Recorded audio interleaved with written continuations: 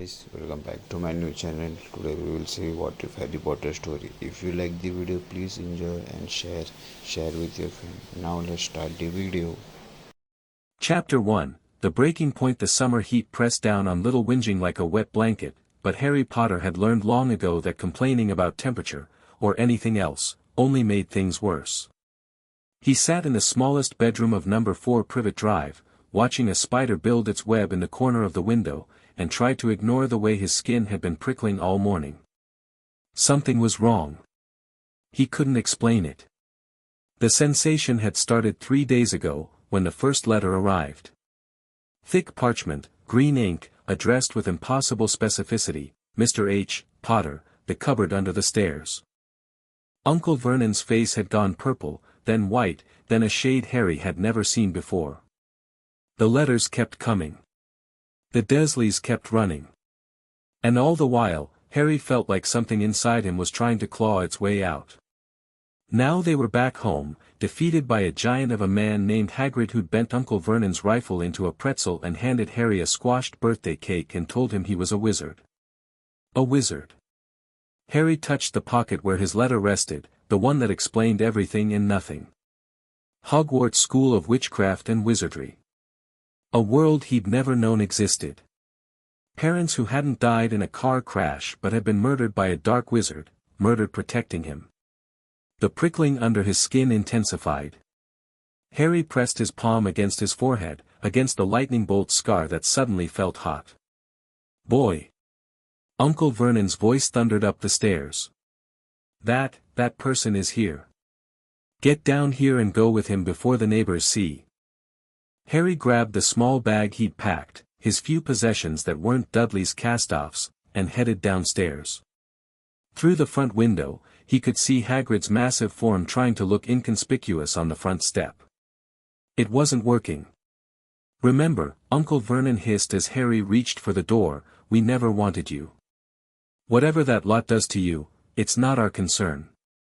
Harry looked at his uncle, really looked at him, and felt something cold settle in his chest.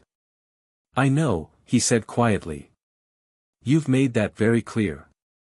He walked out into the sunshine before Vernon could respond. Hagrid talked the entire way to London. Harry learned about Quidditch and house elves and something called the Ministry of Magic. He learned that his parents had been important, respected, that his father had come from an old family.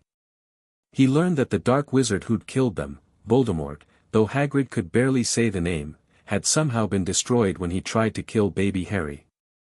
"No one knows how ye did it," Hagrid said for the third time, shaking his massive head. "Ye're famous, Harry. Everyone in our world knows your name." Harry didn't feel famous. He felt like he might be sick.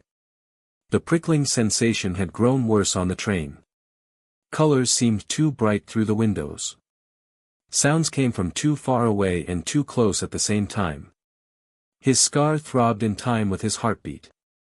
"Hagrid," he said, interrupting a story about someone named Dumbledore, "is it normal to feel strange? Like something's buzzing under your skin?" Hagrid frowned. "Strange how?" "I don't know. Like," Harry struggled for words. "Like I'm too full of something."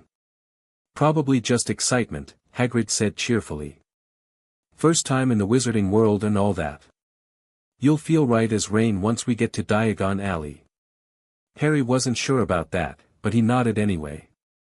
He'd learned not to push when adults dismissed his concerns. The leaky cauldron was dark and cramped and full of people who stared at Harry like he was something precious and terrifying at the same time. They wanted to shake his hand, touch his shoulder, thank him for something he didn't remember doing. By the time Hagrid led him through to the back alley, Harry's head was pounding.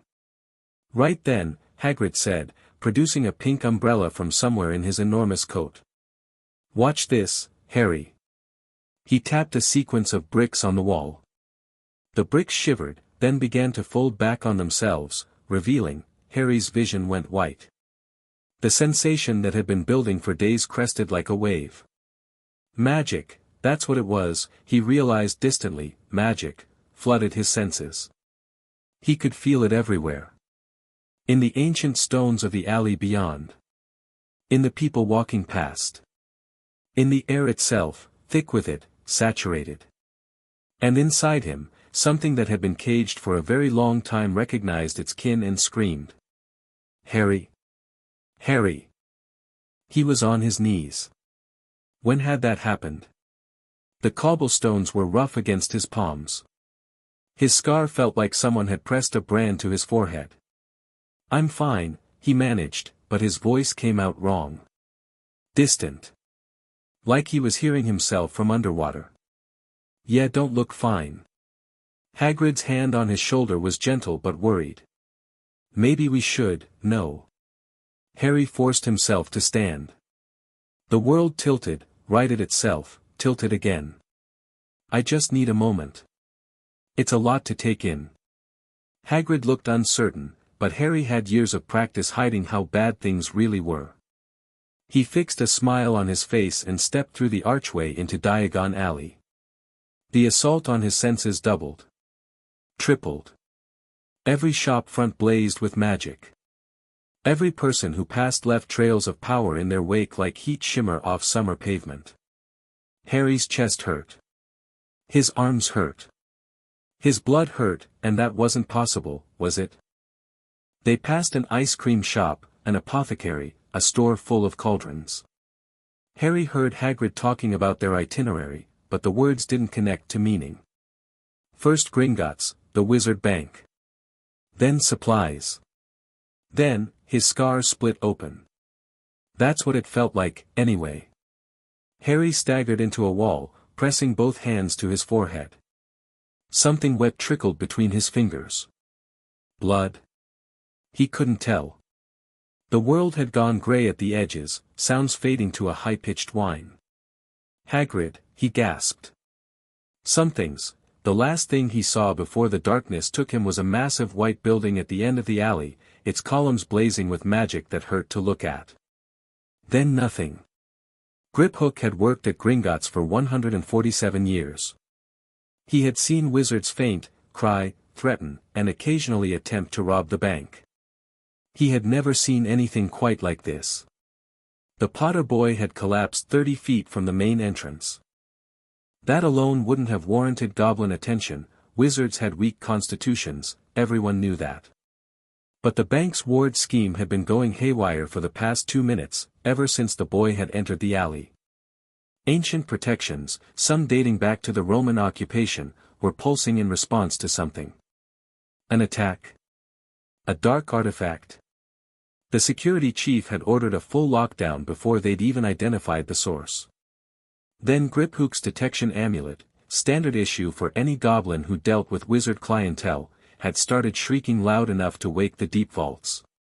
He'd found the boy face down on the cobblestones, a massive oaf of a man kneeling over him and bellowing for help. The amulet's shriek had become a sustained wail, registering magical signature levels that should have been impossible for a human child. Out of the way, Griphook had snapped, already signaling for a medical team. Gringotts business. This wizard requires immediate attention. Now see here, the large man had started, I'm under orders from Dumbledore himself to, I don't care if you're under orders from Merlin's ghost. This child is experiencing a magical crisis of a magnitude I've never seen. He's coming with us. The medical team had arrived before the oaf could argue further. 4 goblin healers, 2 cursebreakers, and a security detail that convinced the large man to step back. The boy was loaded onto a floating stretcher and rushed into the bank while Griphook stayed behind to handle the paperwork. The oaf, Hagrid, he'd identified himself, Hogwarts gamekeeper, had tried to follow. Tried very hard. I'm sorry, Mr. Hagrid, but Gringotts cannot permit non-clients into our medical facilities. The boy is a Potter. His family has banked with us for 7 centuries. His care is our concern. But Dumbledore said, I'm sure he did. Griphook let a little of his contempt show. You may wait in the lobby. We will inform you of the boy's condition when we have one to share. That had been 20 minutes ago. Griphook had returned to his normal duties, vault inspections, account reconciliations, the endless paperwork of financial empire. But he couldn't shake the memory of his amulet's wail, or the way the bank's wards had trembled like a struck bell. The Potter boy. Harry Potter. The one who'd supposedly defeated the Dark Lord as an infant. Griphook had always thought that story was propaganda. Now he wasn't sure what to think. The summons came an hour later. Senior healer Bloodroot requested his presence in Medical Bay 3. Griphook went, curiosity overriding annoyance at being pulled from his work. What he found made him stop in the doorway. The boy lay on a stone slab in the center of the room, stripped to the waist, unconscious but breathing. That wasn't unusual. What was unusual was the web of diagnostic spells hovering over him, dense, complex, layered in ways Griphook hadn't seen outside of curse breaking on the deepest vaults. 6 healers surrounded the slab, and every one of them looked shaken. Griphook. Bloodroot's voice was flat. You brought him in. Tell me what you observed. My detection amulet registered an impossible reading. The bank's wards were reacting to his presence. He collapsed outside our doors. Reacting how? Like they recognized a threat. Or. Griphook hesitated. Or like they recognized something that belonged here. Bloodroot made a sound that might have been a laugh in better circumstances. Look at this. He gestured at the diagnostic web. Tell me what you see. Griphook moved closer, studying the spellwork. His eyes caught details, energy flows, pattern disruptions, something dark and pulsing near the boy's head. There are blocks, he said slowly. On his magical core. 7 of them. Bloodroot's voice was grim. 7 distinct suppression matrices, layered over the course of 10 years. Whoever did this was skilled. Very skilled. Griphook felt cold. Magical suppression was not unknown, it was used as punishment, sometimes, in the old days. But on a child? Starting in infancy? What else? Bloodroot pointed to the pulsing darkness near the boy's scar. That is a parasitic soul fragment. It's been feeding on his magic since it was implanted. Based on the degradation patterns, I estimate it's been there for approximately 10 years. Since he was an infant. Yes. Since the night his parents died. Almost certainly. Griphook stared at the unconscious boy, small for his age, malnourished if his bone structure was any indication, covered in scars that spoke of more than normal childhood accidents. A soul fragment in his head. 7 blocks on his magic. Someone had done this deliberately. Someone had crippled a child and implanted a piece of dark magic in his soul. There's more, Bloodroot said. We ran a standard medical history. The boy shows signs of long-term malnutrition, untreated injuries, and repeated exposure to hostile magic. His growth has been stunted. His immune system is compromised. And there are traces of memory modification, at least 3 instances, possibly more.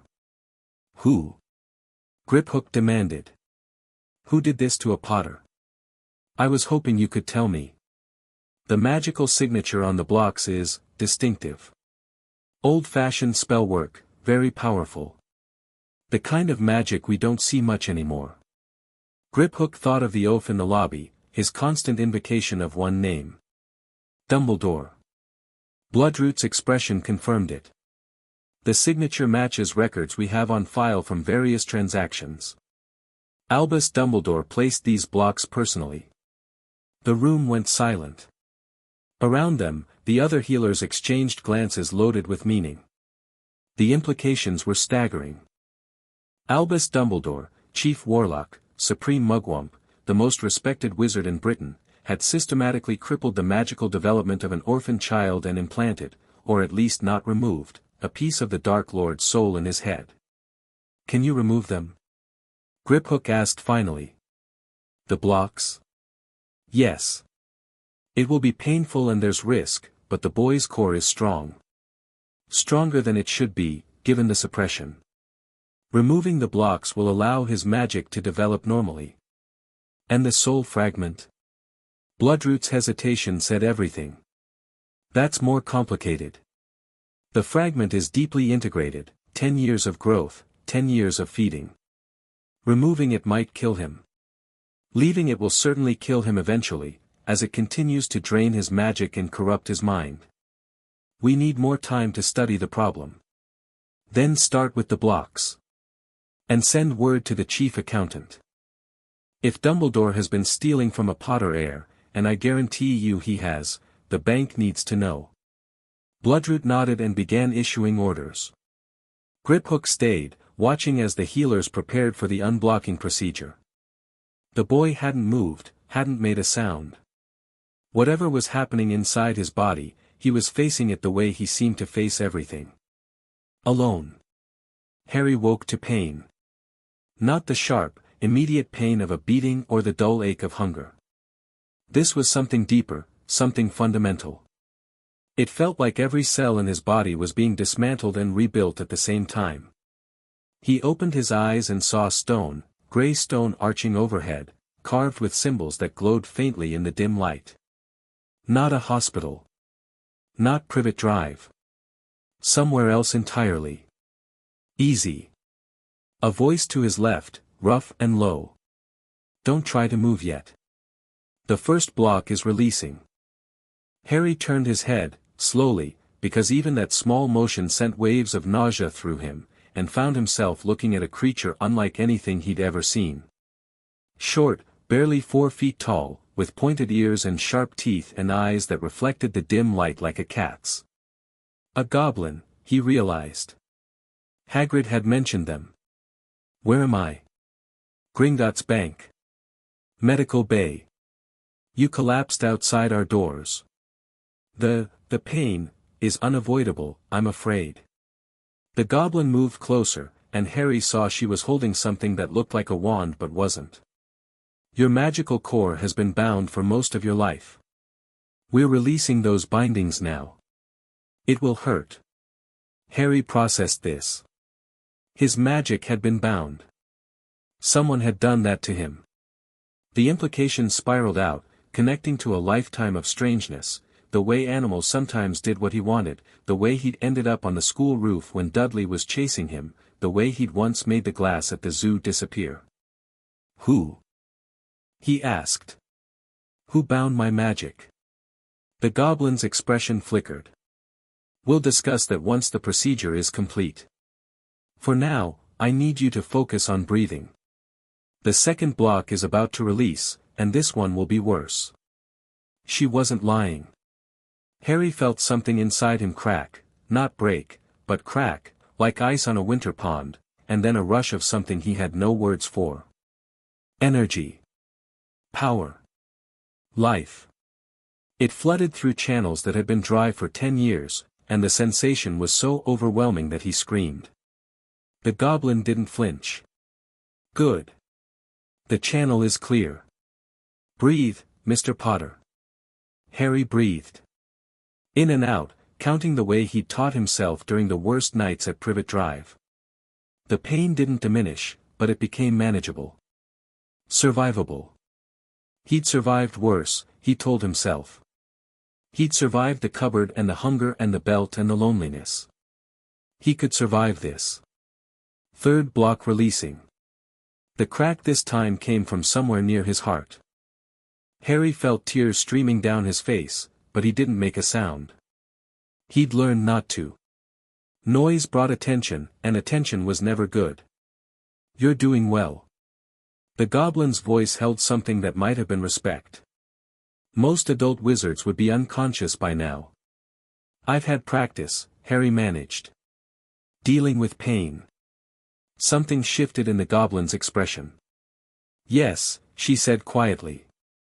I imagine you have. The fourth block released like a wire snapping inside his skull. Harry's vision went white, then red, then cleared to show the world differently than before.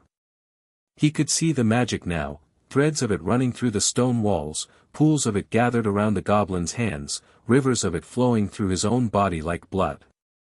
Your magical sight was suppressed, the goblin explained, watching his reaction. Most wizards develop it naturally around age 5. You're seeing it for the first time. Harry stared at his own hands. They glowed. Faint blue light emanated from his skin, pulsing with his heartbeat. Was this what he'd been missing all along? This sense of connection to something larger. Fifth block. This one was located somewhere behind his navel, and when it released, Harry felt emotions he hadn't known he was suppressing. Anger, vast, oceanic anger at everything that had been done to him. Grief for parents he'd never known. Joy at simply being alive. The feelings crashed over him in waves, and for a long moment he couldn't separate them, couldn't tell where one ended and another began. Emotional regulation block, the goblin said. Prevents the development of healthy magical emotional integration. You've been operating at a fraction of your emotional capacity for 10 years. Harry laughed. It came out wet and broken, but it was still a laugh. I thought I was just broken. That I couldn't feel things properly. You weren't broken. You were deliberately damaged. There's a difference. The sixth block was the deepest, buried somewhere in the core of his being. When it released, Harry felt his magic, his true magic, not the trickle that had been leaking through the cracks, for the first time. It was vast. Far vaster than it should have been, the goblin's expression told him. It filled him up and kept filling, expanding into spaces he hadn't known existed. The room's wards groaned. The other goblins, Harry could see them now, ranged around the edges of the room with expressions of carefully controlled alarm, took steps backward. Control it, the lead goblin commanded. Feel the boundaries of your core and hold the magic within them. Harry tried. It was like trying to hold water in a sieve. The magic wanted out, wanted to flow, to act, to be. 10 years of compression had given it tremendous pressure, and now that pressure was released, it sought the path of least resistance. I can't, you can. You have to. Breathe. Harry breathed. He thought of the cupboard, small, dark, contained. A space with clear boundaries. He imagined his magic as air in that cupboard, filling every corner but not breaking the walls. The pressure eased. The ward stopped groaning. Good, the goblin said, and now her voice definitely held respect. Very good. The sixth block is clear. Your core is operating at approximately 70% capacity now. 70%. There is still the matter of the parasitic entity. The goblin gestured toward Harry's forehead. It has been feeding on your magic for 10 years. Your core has adapted by growing larger, to compensate for the drain. Once the entity is removed, you will have access to your full potential. Harry touched his scar. It felt different now, hot and cold at the same time, pulsing with a rhythm that wasn't quite his heartbeat. What is it? The entity? The goblin exchanged glances with her colleagues. Something passed between them, a silent conversation carried out in raised eyebrows and tiny head movements. We will explain everything, she said finally. But first, you should rest. The unblocking process requires recovery time. No. Harry surprised himself with the firmness of his voice. I've spent my whole life not knowing things. Being kept in the dark. Tell me what's in my head. The goblin studied him for a long moment. Then she nodded, once, sharply. Very well. The entity in your scar is a piece of someone else's soul. Based on the magical signature and the timing of its implantation, we believe it to be a fragment of the wizard who killed your parents. A Horcrux, we call it. A piece of Tom Riddle, also known as Lord Voldemort. The name hit Harry like a physical blow. Voldemort. The man who had murdered his mother and father. A piece of him was living in Harry's head, had been living there for 10 years, feeding on his magic like a leech. Get it out. It's not that simple. The fragment is deeply integrated with your magical signature. Removing it requires a ritual that we've only performed twice in recorded history, and both times the host did not survive. So you're saying it's going to kill me either way? Not necessarily. The goblin's voice was careful. We believe there may be a method to safely extract the fragment, but it requires more research. More time. Harry lay back on the stone slab, staring at the carved ceiling. A piece of Voldemort. Inside his head. For 10 years. He thought about the whispers he'd sometimes heard at the edge of sleep, cold, cruel whispers that didn't sound like his own thoughts. He thought about the strange connection he felt to snakes, the way they seemed to speak to him sometimes. He thought about the nightmares, the flashes of green light, the high cold laugh that echoed through his worst dreams. Is that why I can talk to snakes? He asked quietly. Most likely. The Dark Lord was a Parselmouth. Some of his abilities may have transferred through the connection. And the dreams? The ones about him? Possible. The fragment creates a link. You may be receiving impressions from the primary soul. Harry closed his eyes. The anger was building again, that vast oceanic anger that the fifth block had been suppressing. Voldemort had killed his parents, and then a piece of Voldemort had crawled inside his head and lived there for 10 years. And someone, Dumbledore, apparently, had known about it and done nothing. Had put blocks on his magic instead, limiting his power, limiting his emotions, limiting his ability to see or think or feel properly. I want answers, he said, opening his eyes. Real answers. About everything. The blocks, the Horcrux, why I was placed with the Dursleys, all of it. Can you help me get them? The goblin's smile showed very sharp teeth. Mr. Potter, getting answers is what Gringotts does best. Though I should warn you, the answers may not be pleasant. I don't care about pleasant. I care about the truth. Then we have much to discuss. The goblin extended a hand. I am Bloodroot, senior healer of Gringotts Bank. And I believe, Mr. Potter, that you are about to become a very valuable client. While Harry recovered, Griphook handled the situation in the lobby. Hagrid was pacing back and forth, his enormous boots leaving scuff marks on the marble floor that were going to make the cleaning staff very unhappy. It's been hours, Hagrid said for the 20th time. Hours. Dumbledore's going to be wondering where we are. Harry has to get his supplies, Mr. Potter is currently receiving treatment for a serious medical condition, Griphook interrupted. His shopping can wait. What condition? He was fine this morning. Was he? Griphook let the question hang. Tell me, Mr. Hagrid. Did the boy seem perfectly healthy to you? No signs of distress, no unusual behavior. Hagrid's face scrunched up. Well, he did say he felt strange.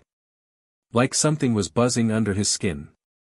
But you thought it was excitement. First time in the magical world, all that. Griphook didn't bother hiding his contempt. Did you also think it was excitement, when he collapsed outside our doors in a magical crisis severe enough to trigger wards that haven't activated in 3 centuries? Hagrid had no answer to that. Mr. Potter is a valued client of this bank. His family has trusted Gringotts with their wealth for generations. We take our responsibilities seriously. Griphook paused. Can the same be said for those who placed him with his current guardians? Now see here. Hagrid's voice rose to a boom. Dumbledore made that decision, and Dumbledore knows best. He's the greatest wizard alive, he is. If he put Harry with those muggles, he had good reason. I'm sure he believed so. Griphook gathered his papers. You may continue to wait, or you may leave. Either way, Mr. Potter will not be returning to your care until our healers have completed their examination. But, good day, Mr. Hagrid. Griphook walked away before the oaf could argue further. His mind was already turning to larger problems, how to present this situation to the account managers, what legal remedies might be available, how to handle the political implications of accusing Albus Dumbledore of magical assault on a child. Because that's what it was. There was no other word for it. Someone had taken an infant, orphaned, helpless, mourned by a nation, and systematically crippled his development. blocked his magic, suppressed his emotions, limited his senses, and left a piece of the darkest wizard in a century attached to his soul. And according to every piece of evidence Gringotts had gathered, that someone was the same man who was supposed to be protecting him. The chief accountant was going to have strong opinions about this.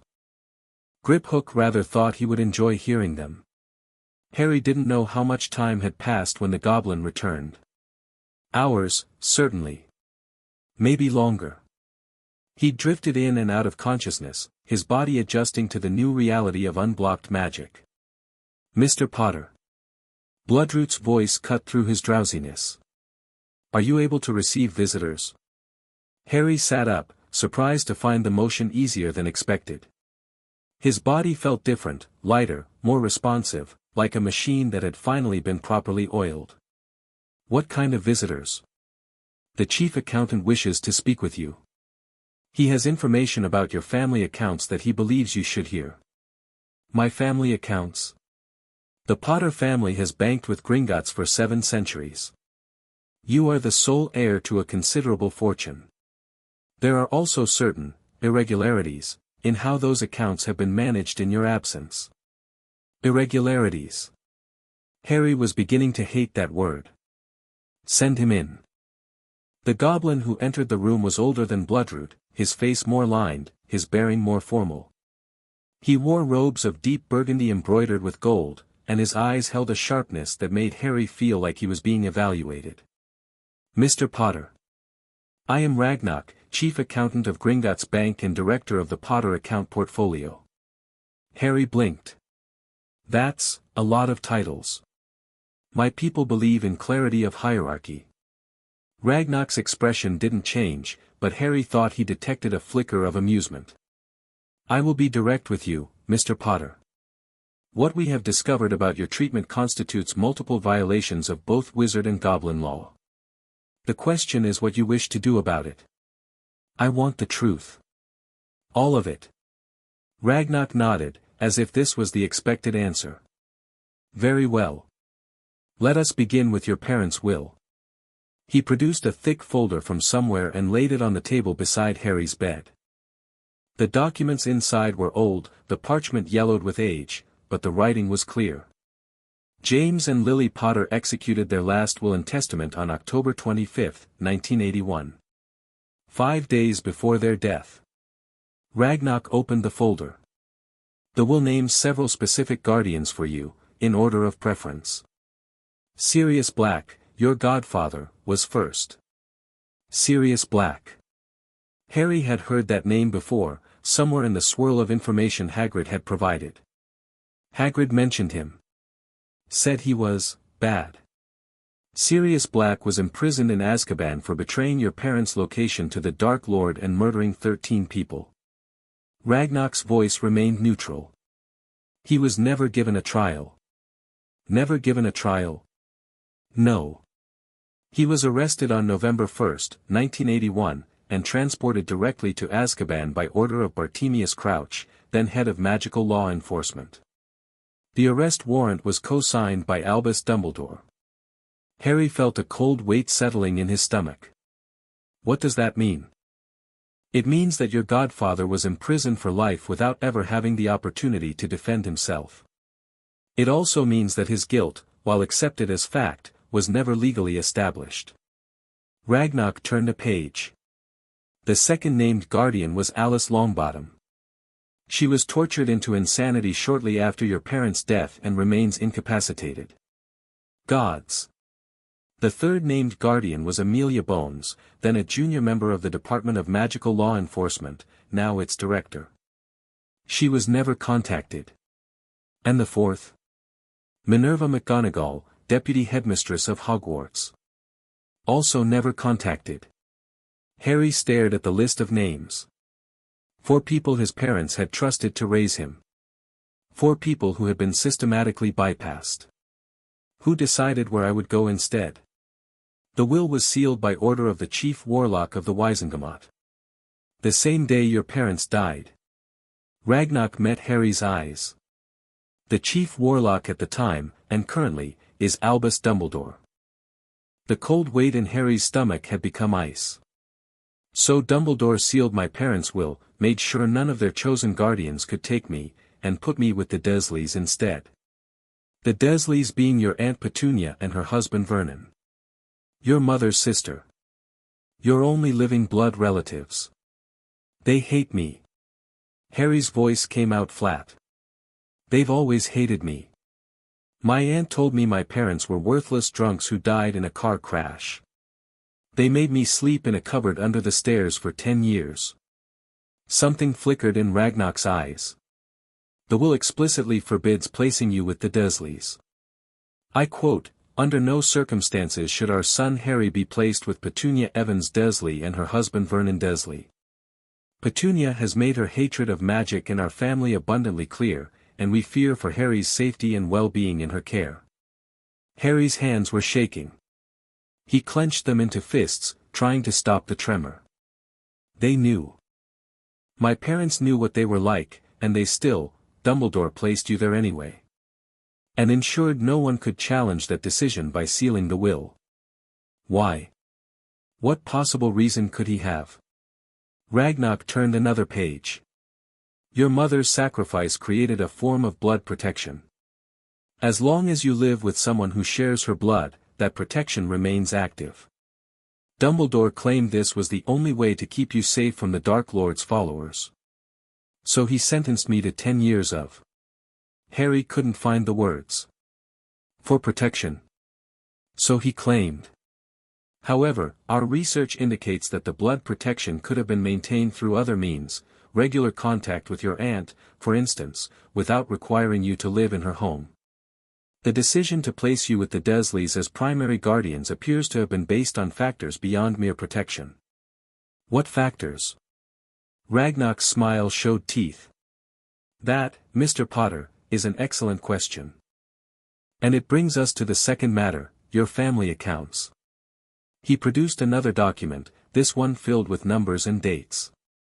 Harry's head spun trying to follow the columns. The Potter family vault, the main vault, not the trust fund you would have access today, contains considerable assets. Gold, artifacts, properties, investments. The total value, as of the last audit, was approximately 47 million galleons. Harry's mouth dropped open. 47 million. Give or take.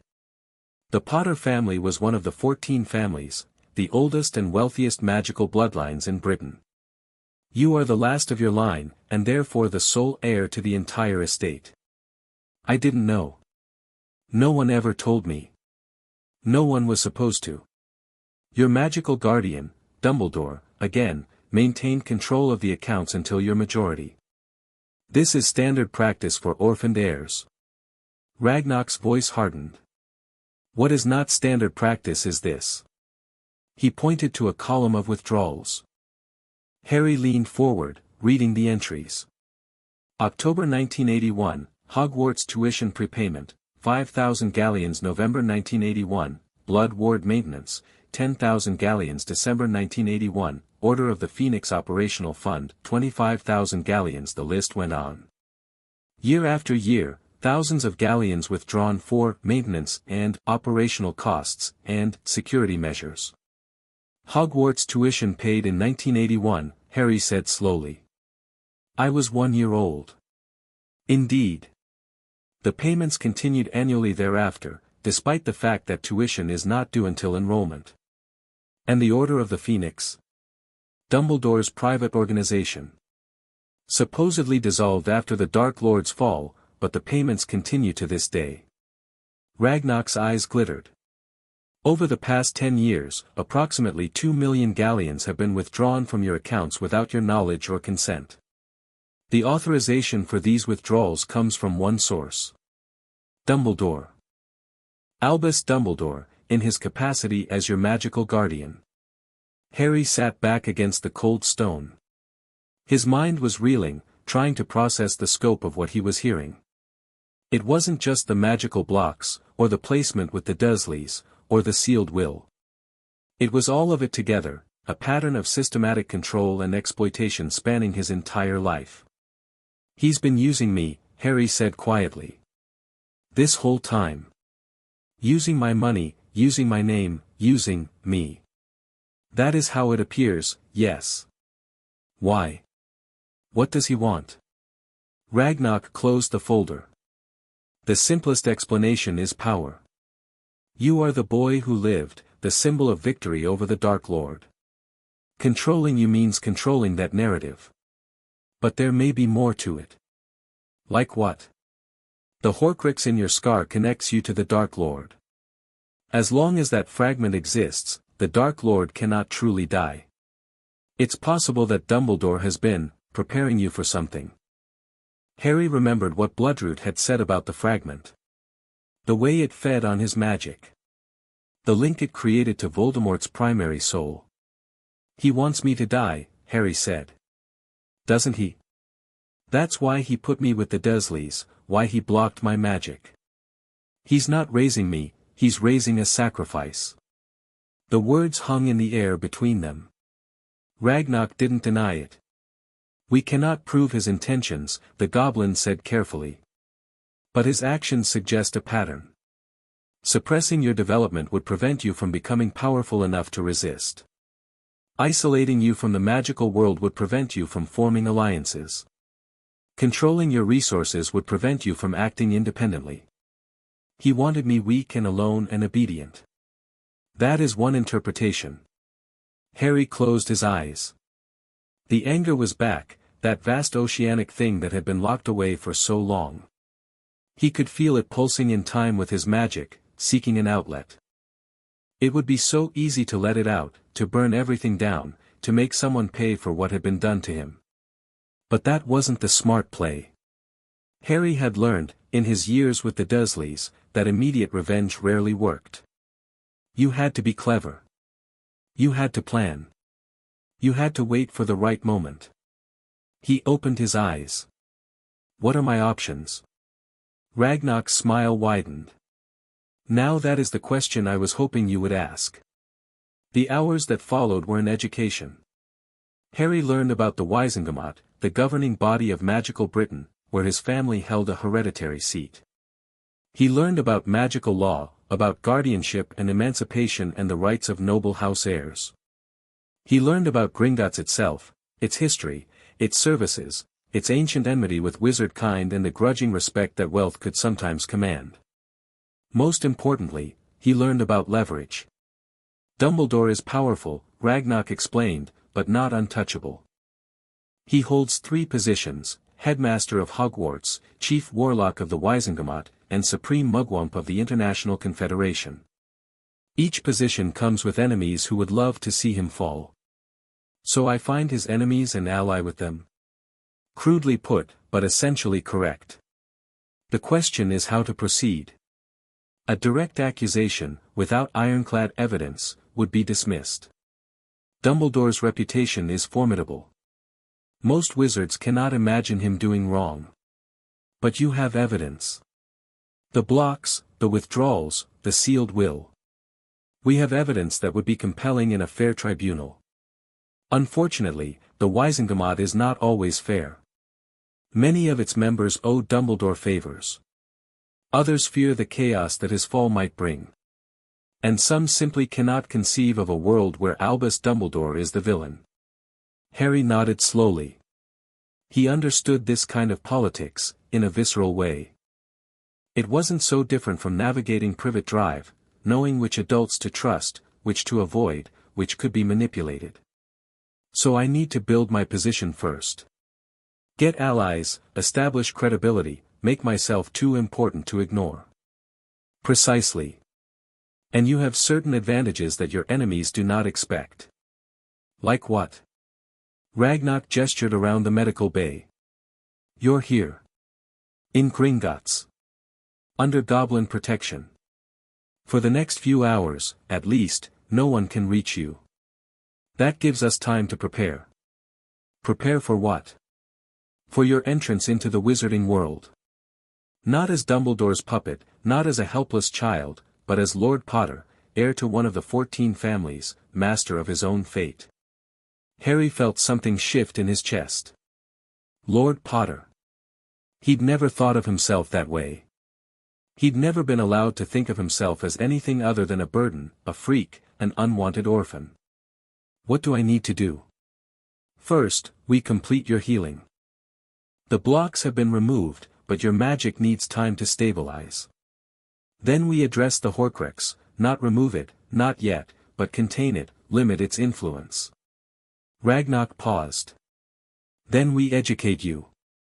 You know nothing of your heritage, your rights, your history. That ignorance serves Dumbledore's purposes. We will correct it. And Hogwarts? I'm supposed to start there in September. You will. But you'll enter knowing what you are, the heir to a noble house, with all the rights and privileges that entails. If Dumbledore wants to control you, he'll have to do it in plain sight. And we'll be watching. Harry considered this. It wasn't perfect, there were 100 ways it could go wrong. But it was something. It was a plan, a direction, a reason to keep fighting. I have one condition, he said. Ragnarok raised an eyebrow. Name it. My godfather. Sirius Black. You said he never got a trial. I want to know why. And I want to know if he's actually guilty. The goblin's expression shifted, became something almost like respect. That is a dangerous path, Mr. Potter. Black is widely believed to be a mass murderer. Questioning his guilt questions the entire post-war settlement. I don't care. If he's guilty, I want to know. If he's innocent. Harry trailed off, but the implication was clear. If Sirius Black was innocent, then someone had framed him. Someone had taken Harry's godfather, the first choice of guardian his parents had named, and removed him from the picture. Someone like Dumbledore. Very well, Ragnarok said. I will have our investigation team look into the matter. Though I warn you, Mr. Potter, the truth may not be what you hope. I've spent 10 years living with people who lied to me about everything. I can handle unpleasant truths. Ragnarok nodded and rose to leave. At the door, he paused. One more thing. The giant, Hagrid, is still waiting in the lobby. He's become quite agitated. I assume you don't wish to see him. Harry thought about Hagrid, his kindness, his obvious love for Harry, his blind loyalty to Dumbledore. The man wasn't evil. He was just, oblivious. Complicit in his obliviousness. Tell him I'm resting. Tell him I'll see him when I'm ready. And when will that be? Harry's smile didn't reach his eyes. When I'm ready. Night fell over Diagon Alley, though Harry only knew this because the goblins told him. Deep inside Gringotts, there was no way to track the sun. The stone walls held neither windows nor clocks. Bloodroot returned to continue his treatment, more diagnostic spells, potions for his malnourished body, careful work on the containment wards around the Horcrux. Harry bore it all with the same stoic endurance he'd developed over years of living with the Dursleys. The containment is holding, Bloodroot announced after her final scan. The fragment is isolated from your core now. You'll still feel its presence, but it can no longer drain your magic or influence your emotions. What about the connection? To Voldemort? The link remains. We can't sever it without removing the fragment entirely. But the traffic, if you will, is now one way. You may receive impressions from him, but he cannot send anything to you. Harry nodded.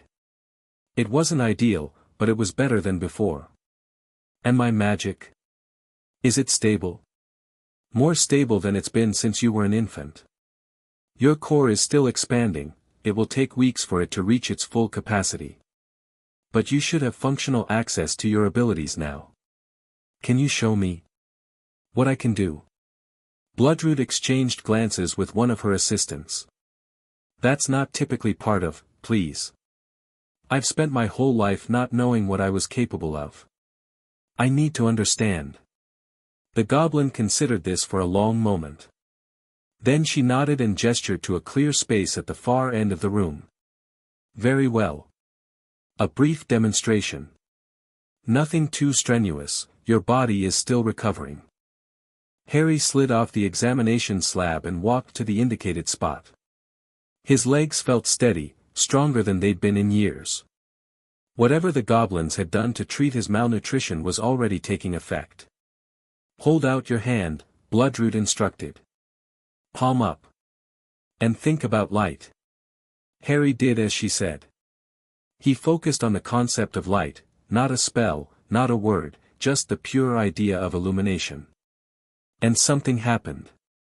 A ball of soft golden light bloomed in his palm. It floated there, pulsing gently, casting shadows across the stone walls. Harry stared at it in wonder. "I didn't say anything. No incantation. Wands and words are crutches," Bloodroot said. "Useful for focus, but not necessary for those with sufficient control. Your core is strong enough to project intent directly. With training, you won't need a wand for most magic." Harry moved his hand experimentally. The light followed, bobbing like a soap bubble. He willed it brighter, and it flared. He willed it dimmer, and it faded to a gentle glow. "This is incredible. This is the tip of the iceberg.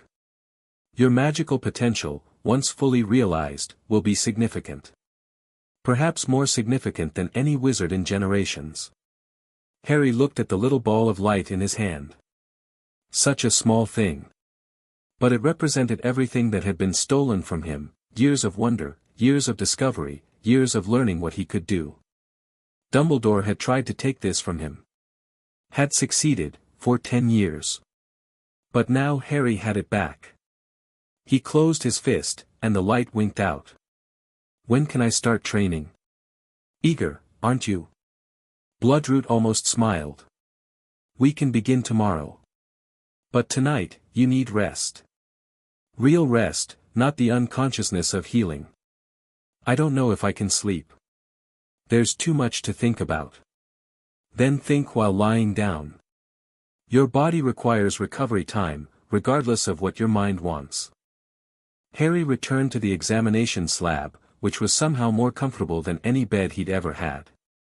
The stone was warm now, heated by some goblin magic he didn't understand.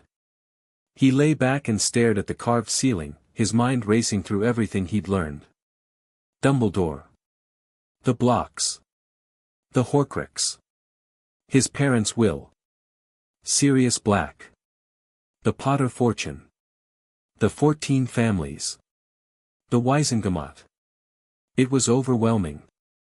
A week ago, his biggest concern had been avoiding Dudley's gang and keeping the garden weeded properly.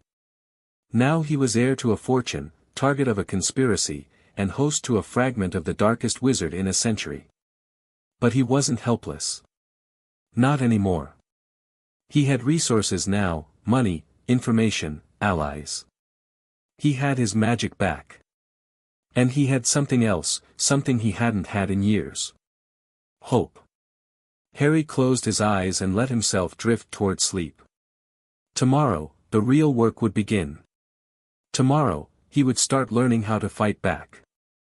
But tonight, for the first time in as long as he could remember, he felt something like safe. In the lobby of Gringotts, Hagrid was finally escorted out by security. He was distraught, confused, and absolutely certain that something had gone terribly wrong. Dumbledore needed to know about this. Dumbledore would fix it. He didn't notice the owl that followed him out, a small brown bird that circled twice above his head before flying east, toward Scotland, toward a castle on a cliff overlooking a dark lake. In his office at Hogwarts, Albus Dumbledore sat behind his desk and waited for news. His instruments, the ones that monitored Harry's status, had been going haywire all day. Blood pressure, magical signature, emotional state, all had spiked dramatically, then settled into patterns he didn't recognize. Something had changed. Something significant. When Hagrid's message arrived, Dumbledore read it with a face of stone. Harry collapsed. Goblins took him. Won't let me see him. Said he's receiving treatment. Don't know what's happening, but they know about the blocks, Albus. They know. Dumbledore set the message down and stared into the fire. His long fingers tapped against the arm of his chair. So, he said softly, to no one in particular. It begins earlier than I expected. The portrait of Phineas Nigellus Black stirred on its frame. Trouble with the Potter boy, Dumbledore? Nothing I cannot handle. That's what you said about Tom Riddle. Dumbledore didn't respond. His eyes stayed fixed on the flames, watching shapes dance in the fire that might have been memory, might have been prophecy, might have been nothing at all. The game had shifted. He would need to adapt. But Albus Dumbledore had been playing this game for over a century. One unexpected move from an 11-year-old boy was not going to defeat him.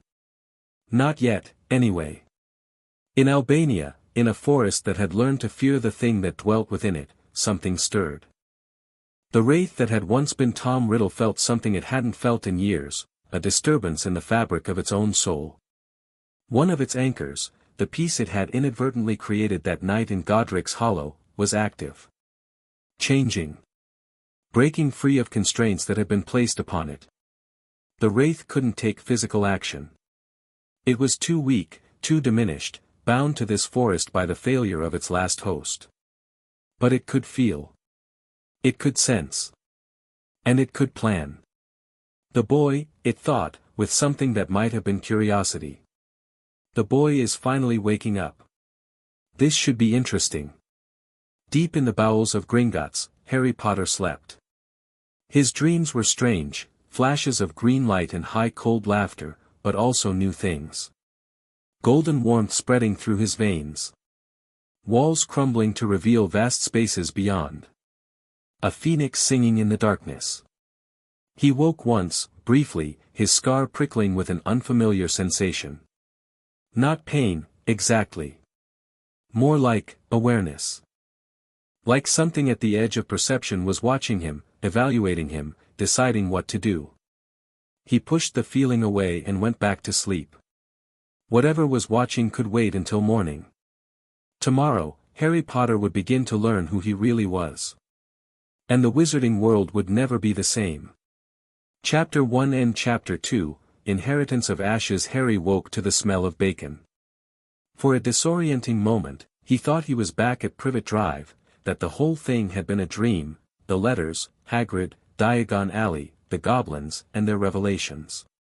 He would open his eyes and find himself in his cupboard, listening to Aunt Petunia cooking breakfast for Dudley while Harry's stomach growled with hunger.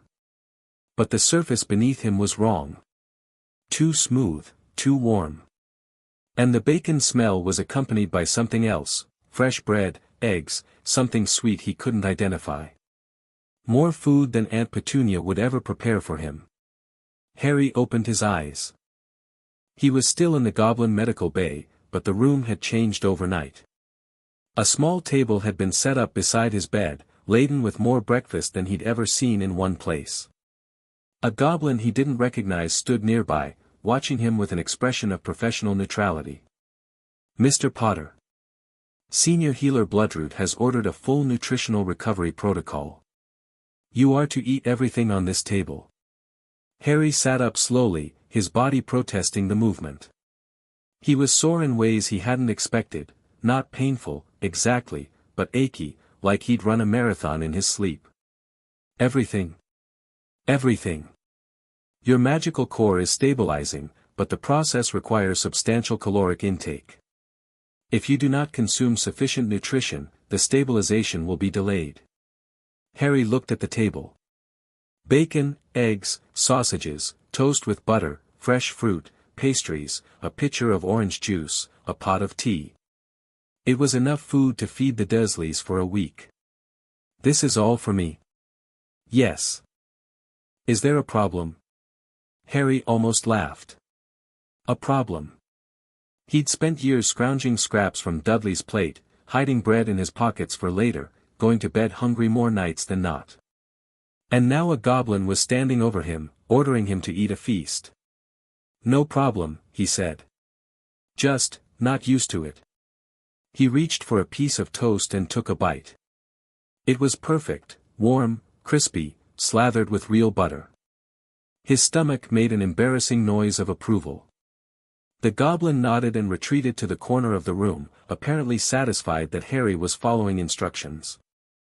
Harry ate in silence, working his way through the meal with methodical determination. He wasn't sure he could finish everything, but he was going to try. Halfway through, Bloodroot arrived. "Good, you're eating." She moved to his bedside and began running diagnostic spells. "How do you feel?" "Sore. But better than yesterday. The soreness is normal. Your magical channels are expanding to accommodate your unblocked core. It will pass in a few days." She studied the results of her spells with evident satisfaction. "Your readings are excellent. Better than I expected." "What does that mean?" "It means we can proceed to the next phase of your treatment." Bloodroot dismissed her diagnostic array. "The Horcrux containment is holding, but it's a temporary measure. Eventually, the fragment will adapt, find ways around the wards. We need a more permanent solution." Harry set down his fork. "You said removing it might kill me. I said the traditional method might kill you. But there are other approaches, less tested, more dangerous in different ways, but potentially survivable." "What kind of approaches?" Bloodroot hesitated. It was the first time Harry had seen her show uncertainty. "The Horcrux is connected to your soul," she said finally. "Removing it requires severing that connection. The traditional method uses brute force, tear the fragment away and hope the host survives the trauma. But there's another way. If we could convince the fragment to leave voluntarily." "Convince it?" "It's a piece of Voldemort's soul. I don't think it's going to respond to polite requests." "No. But it might respond to an environment that becomes inhospitable." Bloodroot's eyes gleamed. "Soul magic is parasitic by nature. It feeds on the host's magic, emotions, life force.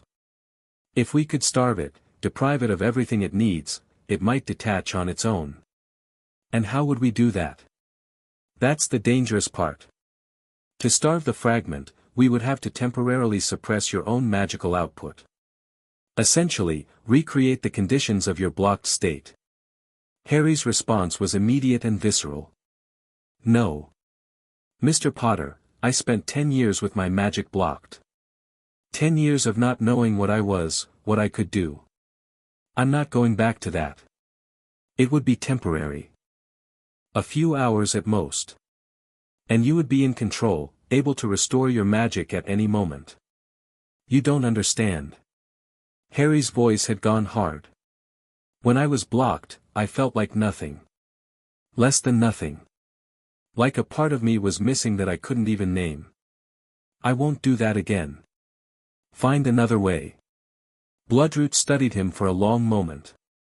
Then she nodded, slowly. "Very well. We'll continue researching alternatives.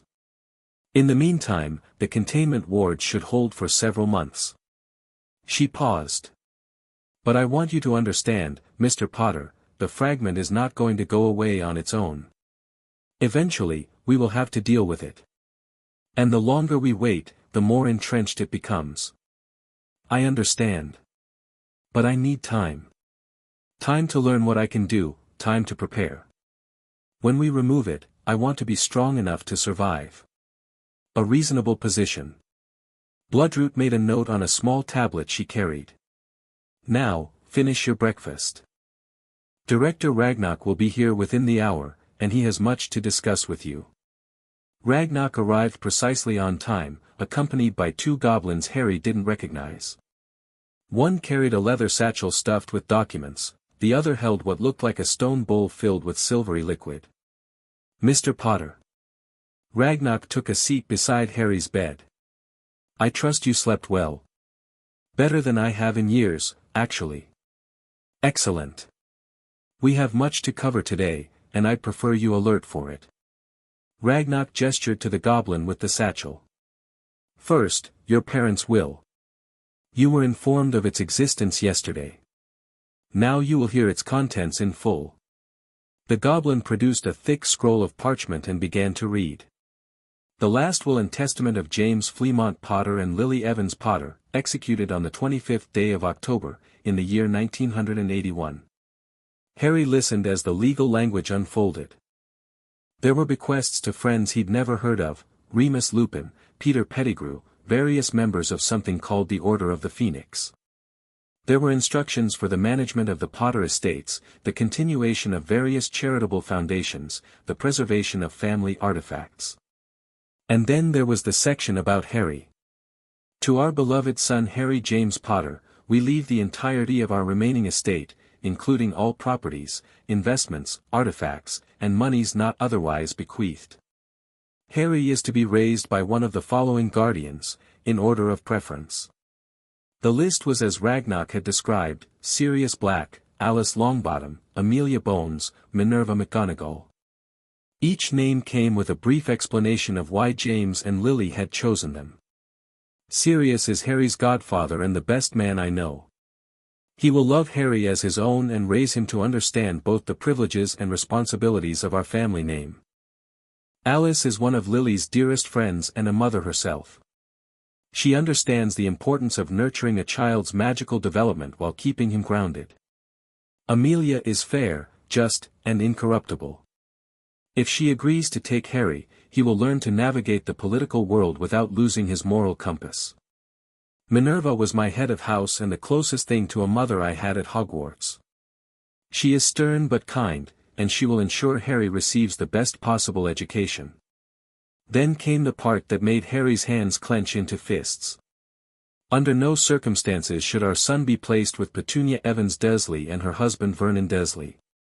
Petunia has made her hatred of magic and our family abundantly clear, and we fear for Harry's safety and well-being in her care. If none of our named guardians are available, Harry should be placed with a magical foster family selected by Gringotts Bank, not with Muggle relatives. The goblin reading fell silent. Harry stared at the far wall, trying to process what he'd heard. His parents had known. They'd known what the Dursleys were like, and they'd specifically forbidden sending Harry to them. And Dumbledore had done it anyway. Why? Harry's voice came out rough. Why would he ignore this? Ragnarok's expression was unreadable.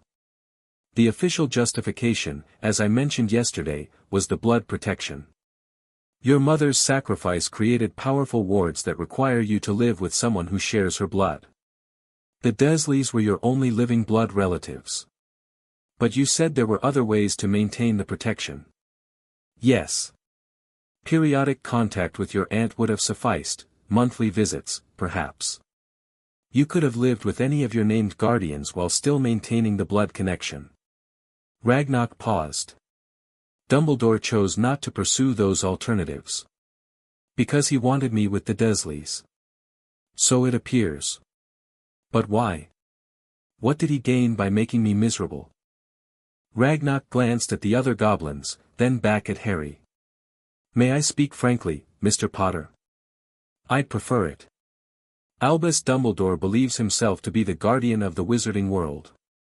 He has spent decades positioning himself as the ultimate arbiter of right and wrong, the only person capable of defeating Dark Lords and preserving the peace. This belief is not entirely unfounded. He did defeat Grindelwald, and he was instrumental in the resistance against the Dark Lord. But his methods are questionable. He plays a long game, Mr. Potter. Very long. He positions pieces decades in advance, manipulates events from behind the scenes, and always, believes that he knows best. Harry thought about this. You're saying he put me with the Dursleys on purpose. Not just for protection, but because he wanted me a certain way. Consider the pattern. An orphan child, famous before he can walk, heir to a great fortune and an ancient name. Such a child could become anything, a leader, a politician, a force for change. Or he could become a weapon. A weapon. Against the Dark Lord. Dumbledore knows, or believes he knows, that the Dark Lord will return. The prophecy that marked you as his equal is known to him, though its contents are sealed. He has been preparing for that return since the night your parents died. Harry felt cold. And I'm part of his preparations. You are central to them. The boy who lived, raised in humble circumstances, ignorant of his heritage, grateful to the wizarding world for rescuing him from obscurity. Such a boy would be easy to guide, easy to control. He would look to Dumbledore as a mentor, a grandfather figure, someone who had his best interests at heart. Someone who could tell him what to do when the Dark Lord came back. Precisely. A weapon doesn't need to think for itself. It just needs to point in the right direction and fire. Harry was silent for a long moment. The pieces were falling into place now, the blocks on his magic, the isolation from the wizarding world, the miserable childhood that would make him desperate for any kindness, any acceptance. It was all designed. All planned. Dumbledore had been shaping him since infancy, turning him into something useful. Something disposable. The Horcrux, Harry said slowly. He knows about it, doesn't he? The piece of Voldemort in my head.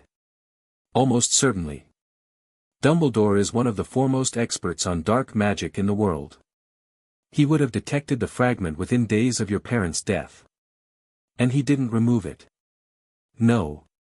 Because he needs it there. Because as long as that piece of Voldemort is inside me. Harry trailed off, the horrible logic completing itself in his mind. You are connected to the Dark Lord. Able to feel his emotions, perhaps. See through his eyes. And when the time comes to destroy him. I have to die too.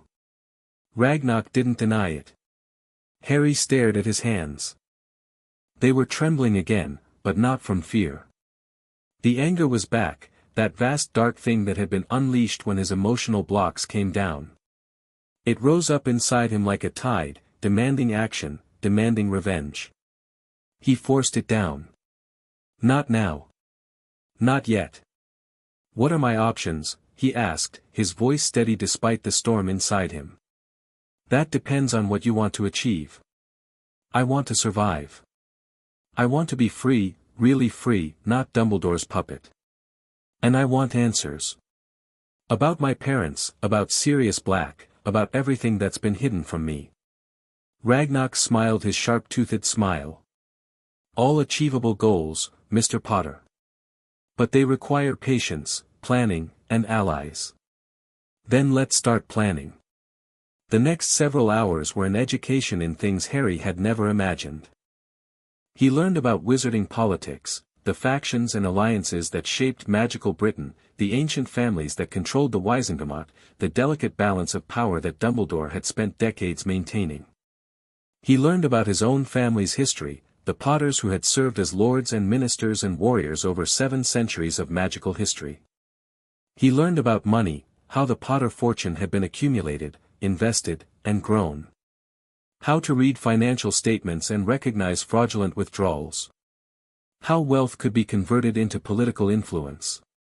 And he learned about the law. As Lord Potter, you have certain rights that cannot be abridged, Ragnarok explained. The right to a seat on the Wizengamot. The right to manage your own affairs, regardless of age, once you claim your lordship. The right to call for trials, demand investigations, and challenge the actions of public officials. But I'm 11. Age is less relevant in the magical world than you might expect. The lordship laws date back to times when children were expected to assume adult responsibilities much younger. There are provisions for guardianship and oversight, but the core rights remain. So I could claim my lordship now. Before going to Hogwarts. You could. It would be unusual, but not unprecedented. The question is whether it would be wise. Harry considered this. What are the advantages? Legal protection, primarily. As Lord Potter, you cannot be removed from Hogwarts without Wizengamot approval. You cannot be placed with guardians against your will. And you have standing to challenge Dumbledore's actions in court. And the disadvantages? Visibility. Right now, Dumbledore believes you're still in the dark, a confused child who collapsed from magical overexertion. If you claim your lordship, he'll know you've learned the truth. He'll adapt his strategies accordingly. Harry thought about the Dursleys, about years of hiding and pretending to be less than he was. I'm tired of hiding. That's understandable. But consider, Dumbledore has been playing this game for over a century. He has allies, resources, and experience you cannot match. A direct confrontation now, before you've established your position, might be satisfying, but it could also be fatal. So what do you suggest? Ragnarok leaned back in his chair. A middle path. Claim your lordship, but do so quietly, a legal formality, nothing more. Attend Hogwarts as planned, but with full knowledge of your rights and resources. Watch Dumbledore. Learn his methods. And build your power base before making your move. Play the long game. Exactly. You have time, Mr. Potter. The Dark Lord is gone, at least for now. Dumbledore's plans require years to come to fruition. Use that time wisely. Harry nodded slowly. It wasn't what the angry part of him wanted, that part wanted to march into Hogwarts and burn Dumbledore's careful plans to the ground. But the survivor part, the part that had learned to endure and plan and wait, recognized the wisdom in Ragnarok's words. All right, he said. How do I claim my lordship? The ritual was simpler than Harry expected.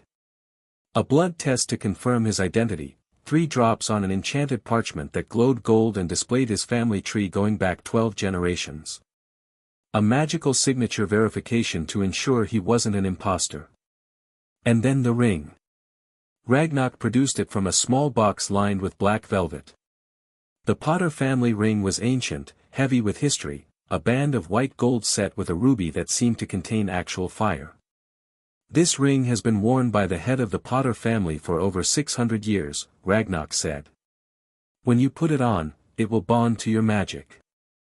It cannot be removed by force, cannot be stolen or duplicated, and will provide you with certain protections. What kind of protections? Resistance to mental intrusion, primarily. The ring contains layers of protective enchantments built up over generations. It won't make you immune to legilimency, but it will make unauthorized access to your mind considerably more difficult. Harry thought of Dumbledore, of the mental manipulation that had been done to him over the years. That sounds useful. Indeed. Ragnarok held out the box. When you're ready. Harry reached for the ring. It was warm to the touch, almost alive, and when his fingers closed around it, he felt a pulse of magic that resonated with something deep in his core. His magic recognized this ring. Had been waiting for it. He slipped it onto his right ring finger. The world went white. For an instant, maybe longer, Harry was somewhere else. A great hall filled with people in ancient robes. A battlefield where wizards dueled with spells he didn't recognize. A garden where a woman with his eyes held a baby and laughed. Images flashed past too quickly to process, 1,000 years of history compressed into a single moment. Then it was over, and he was back in the Gringotts chamber, gasping for breath. What was that? The family memories, Ragnarok said. The ring contains an imprint of every previous Lord Potter. You've just received their collective knowledge, it will take time to integrate, but eventually you'll have access to their experiences, their skills, their wisdom. Harry looked at the ring on his finger. It fit perfectly, as if it had been made for him. The ruby glowed faintly, pulsing in time with his heartbeat. I'm Lord Potter now. You are. Congratulations, my lord. Now the real work begins. The real work started with the account audit. Harry had known his family was wealthy, Ragnarok had mentioned the figure yesterday, but seeing it laid out in formal documentation was different. Properties across 3 countries. Investments in both magical and muggle enterprises. Artifacts dating back to the founding of Hogwarts. And gold. So much gold. The main vault contains approximately 47 million galleons in liquid assets, the account manager explained. There are also investment portfolios worth an additional 32 million, property holdings valued at 18 million, and artifacts of inestimable worth. Harry tried to wrap his head around the numbers. How much was stolen? Stolen is a strong word, legally speaking. The withdrawals were authorized by your magical guardian, which makes them technically legitimate. But they weren't approved by me or my parents. No. However, proving fraud would require demonstrating that the funds were used for unauthorized purposes. If Dumbledore can show that the Hogwarts tuition payments were held in trust for your actual enrollment, for instance, the charge becomes more difficult to sustain. Can he show that? The account manager's smile was thin. That would require Hogwarts to provide documentation of the trust arrangement. We've requested such documentation. So far, none has been forthcoming. Harry nodded slowly. So we have evidence of suspicious withdrawals, but not proof of theft. Precisely. The situation is complicated by Dumbledore's political position. As Chief Warlock, he has considerable influence over how financial disputes are adjudicated. A formal accusation, without overwhelming evidence, would likely be dismissed. Then we need more evidence. Indeed. Which brings us to the next matter. The account manager produced a thick folder. The Order of the Phoenix. Harry had heard the name mentioned several times, in his parents' will, in the list of suspicious withdrawals. What is it? Officially, it was a resistance organization founded by Dumbledore during the last war. Its members fought against the Dark Lord and his followers, engaging in activities too dangerous or illegal for official ministry action. And unofficially? Unofficially, it was Dumbledore's private army. Loyal to him personally, operating outside the law, funded by various sources. Including my family's money. Including your family's money. The withdrawals designated as Order of the Phoenix Operational Fund total over 800,000 galleons over the past decade. Harry stared at the number. 800,000. For an organization that was supposed to be disbanded after the war. That is correct. So either the organization was never disbanded, or Dumbledore has been using the money for something else. Both possibilities are being investigated. Harry sat back, his mind racing. 800,000 galleons was a fortune by any standard. What could Dumbledore possibly need that much money for? And why take it from Harry's accounts rather than his own? Control, Harry realized. It's always about control. If Harry grew up ignorant of his wealth, he would be dependent on others, on Dumbledore, for financial support. He would be grateful for whatever scraps he was given, never knowing that he was the true source of the funding. Another chain binding him to the old man's plans. I want a full accounting, Harry said. Every canute that's been taken from my family. Where it went, who authorized it, what it was used for. Can you do that? It will take time, but yes. We can trace most magical transactions. Good. And when you have the results, I want copies sent somewhere secure.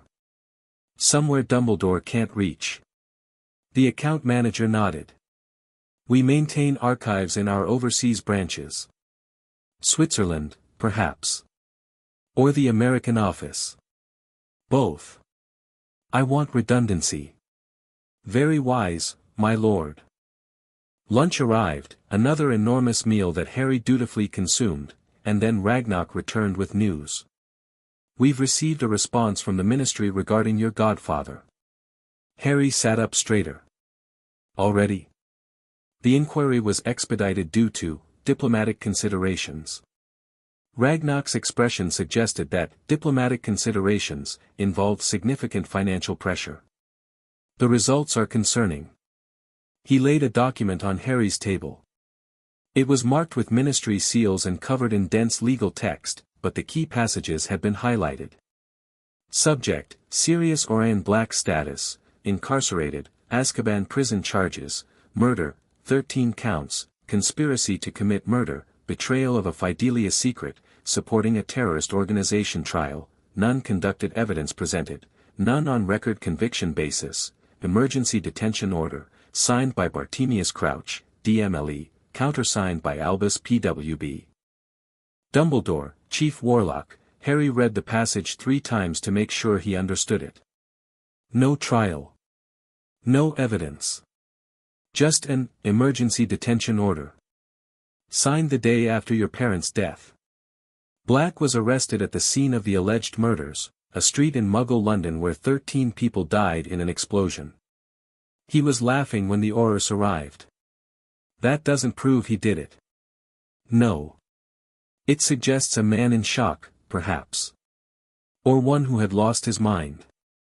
But shock and madness are not crimes. Ragnar's voice was carefully neutral. What is interesting is what's not in the file. Which is? Any actual investigation. No interrogation records. No Veritaserum testimony. No examination of Black's wand to determine what spells he cast. No interviews with witnesses. Nothing. Harry felt cold again. They didn't want to investigate. Or they were told not to. The order comes from the top, Crouch and Dumbledore both. Black was in Azkaban within 12 hours of your parents' deaths, and he's been there ever since. Why would Dumbledore want to imprison my godfather without a trial? That is an excellent question. Ragnar produced another document. Consider this, Black was the primary guardian named in your parents' will. If he were free, you would have gone to live with him. There would have been no Dursleys, no isolation, no decade of manipulation. So Dumbledore had him put away to get him out of the picture. Possibly. But there's another angle.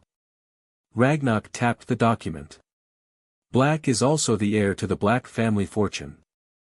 A fortune nearly as large as your own. A fortune that has been in administrative limbo since his imprisonment, managed by Gringotts under court order. Let me guess. Dumbledore has been trying to access that money too. Multiple times.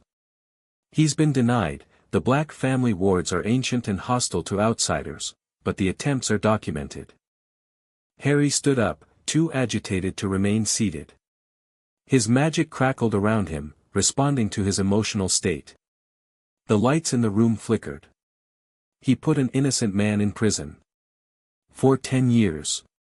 To steal from both of us. We don't know Black is innocent, Ragnar cautioned. The evidence is inconclusive, not exculpatory. Then we need more evidence. Can you find out what actually happened that night? Possibly.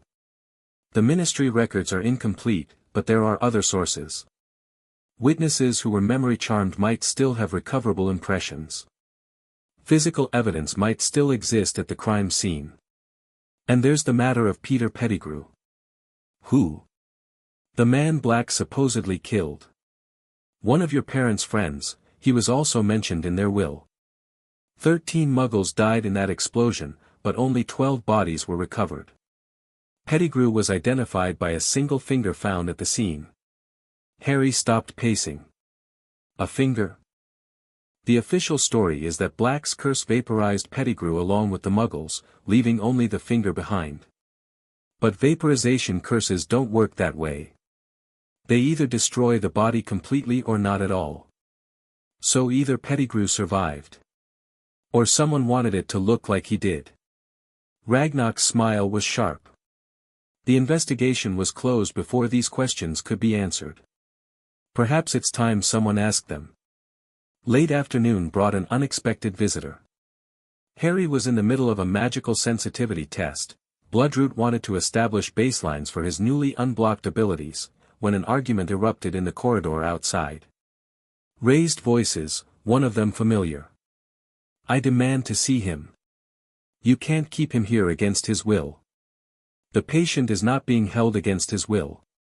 He is receiving medical treatment. Medical treatment doesn't take 2 days. I'm taking him back to Hogwarts whether you, Hagrid. Harry's voice cut through the argument. It's all right. Let him in. The door opened to reveal Hagrid, looking even more disheveled than usual. His beard was tangled, his coat askew, and his small eyes were wild with worry. Harry. Thank Merlin. I've been out of my mind with worry. Dumbledore's been asking about ya, the ministry's been asking, everyone wants to know what's happened. I'm fine, Hagrid. Better than fine, actually. Hagrid stopped mid-rant, confusion replacing worry. Better? But yet collapsed. They said it was serious, it was. But the goblins helped me. Harry gestured to the chair beside his bed. Sit down. We need to talk. Hagrid sat, though his bulk made the goblin-sized furniture creak alarmingly. Talk about what? About what was wrong with me. About why I collapsed. About a lot of things. Harry told him. Not everything, he held back the details about Dumbledore's involvement, the stolen money, the suspicious imprisonment. But he told Hagrid about the blocks on his magic, the years of suppression, the parasitic entity in his scar. He watched the giant's face go through a range of emotions, confusion, disbelief, horror, grief. Someone blocked your magic. Hagrid's voice was barely a whisper. Who would do such a thing? The goblins are still investigating. But that's dark magic, that is. Evil stuff. Why would anyone, I don't know. The lie came easily. Harry had learned, in his years with the Dursleys, that sometimes lies were necessary. Hagrid was loyal to Dumbledore. Whatever sympathy he felt for Harry, that loyalty ran deeper. But I'm better now. The blocks are gone. Hagrid reached out and laid a massive hand on Harry's shoulder. I'm so sorry, Harry. I should have known something was wrong. Should have seen the signs. How could you have known? I didn't know myself. But I've known since were a baby. I was there the night it happened. Hagrid's eyes went distant. Such a tiny thing were. Already with that scar on your head. I flew all the way to Surrey on Sirius's motorcycle. Harry's attention sharpened. Sirius Black's motorcycle? Yeah. He lent it to me, he did. Met me at the house right after. Hagrid's voice broke. He wanted to take you himself, but Dumbledore said no. Said you had to go to your aunt's. Sirius was beside himself, kept saying he was your godfather, that James would have wanted. Hagrid stopped abruptly, seeming to realize what he was saying. What happened then? I don't rightly know. I took you to Surrey, gave you to Dumbledore. When I got back, Sirius was gone. Next thing I heard, he'd killed all those people. Hagrid shook his head. Still can't believe it. He loved James like a brother. Loved you. But they say he went mad, went over to you-know-whose side. Did you ever see any evidence of that? Before that night? Evidence? No, nothing.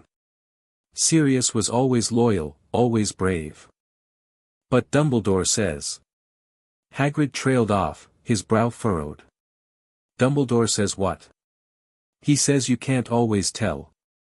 That the dark side hides itself, bides its time. That even the people closest to you can be. Hagrid stopped again, shaking his head hard enough to make his beard swing. Anyway, it doesn't matter now. Sirius is in Azkaban, where he belongs. And you're safe. Harry didn't argue. But his mind was racing, connecting pieces that Hagrid couldn't see. Sirius Black had been there that night. Had wanted to take Harry himself. Had lent Hagrid his motorcycle and then, what? Gone after Pettigrew? Gone mad with grief? Or been deliberately provoked into something that would get him out of the way? Dumbledore says you can't always tell. No, Harry thought. Sometimes you could tell. You just had to know what to look for. Hagrid left an hour later, somewhat reassured but still worried. He promised to tell Dumbledore that Harry was recovering well and would be ready for Hogwarts as planned. Harry smiled and thanked him and said nothing about the plans that were already taking shape in his mind. When Hagrid was gone, Harry turned to Ragnarok. I want to visit Sirius Black. The goblin's eyebrows rose. Azkaban does not permit visitors. Then I want to communicate with him. Somehow. He was there that night, he knows things about my parents, about what really happened. And he's been rotting in prison for 10 years for a crime that may not have happened. You believe him innocent? I believe the evidence is suspicious. I believe Dumbledore had reasons to want him gone. And I believe that everyone deserves a trial, especially when the alternative is living with Dementors. Ragnarok studied him for a long moment. You understand that pursuing this could be dangerous. Dumbledore has gone to great lengths to maintain the narrative around Black's guilt. If you challenge that narrative. I know. But I have to know the truth. Harry met the goblin's eyes. My whole life has been built on lies. I'm done accepting what I'm told. I want facts. I want evidence. And I want justice, for my parents, for my godfather, and for myself. Ragnarok's sharp-toothed smile returned. Very well, my lord. I'll make inquiries. There are ways to reach Azkaban prisoners, for those with sufficient resources. Money? Among other things. The guards are human, after all. And humans can be influenced. Harry nodded. It wasn't ideal, he would have preferred a legal approach, but he was learning that the wizarding world didn't operate on ideals. It operated on power, influence, and leverage. He was going to need a lot of all three.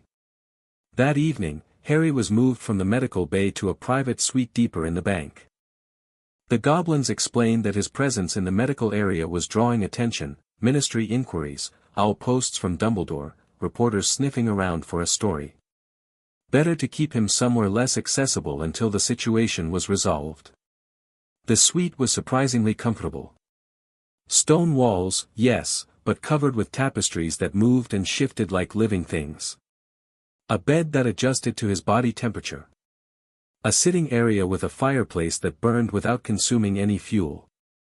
Harry sat in front of that fire, watching the flames dance, and tried to process everything that had happened. 3 days ago, he'd been a nobody. A freak living under the stairs, counting the days until he could escape to Hogwarts and start a new life. Now he was Lord Potter, heir to a fortune, target of a decades-long conspiracy, and host to a piece of the darkest wizard in history. It was too much to take in all at once. So he broke it down, the way he'd learned to break down problems at Privet Drive. One piece at a time. The blocks are gone. That was good. His magic was his own now, growing stronger every day. The Horcrux is contained. That was temporary, but it bought him time. Time to find a solution that didn't involve dying. Dumbledore is an enemy. Hard to accept, but necessary. The man who was supposed to protect him had instead manipulated, suppressed, and exploited him since infancy. Whatever his reasons, his methods were unforgivable. Sirius Black might be innocent. A hope, not a certainty. But if it was true, Harry might have family, real family, not the Dursleys, waiting for him. I have resources. Money, information, goblin allies. Not enough to challenge Dumbledore directly, but enough to start building a position. I need to go to Hogwarts. The school was Dumbledore's power base, but it was also where Harry would find answers. About his parents, about the prophecy, about whatever plans the old man had for him. The flames crackled and popped. Harry watched them, feeling his magic stir in response. He could sense it now, a vast reservoir inside him, warming him from within. His birthright, finally returned. I'm not going to be your weapon, he said softly, to no one in particular. I'm not going to die for your plans. I'm going to live. I'm going to find the truth. And then. He didn't finish the sentence. He wasn't sure yet what came after then. Revenge? Justice? Something else entirely? But he knew one thing, when the time came, he would be ready. The next morning brought a development Harry hadn't anticipated.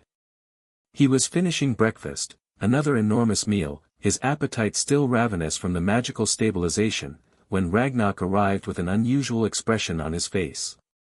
Harry had learned to read goblin expressions over the past few days, and this one suggested something unexpected had happened. "News?" Harry asked. "Of a sort."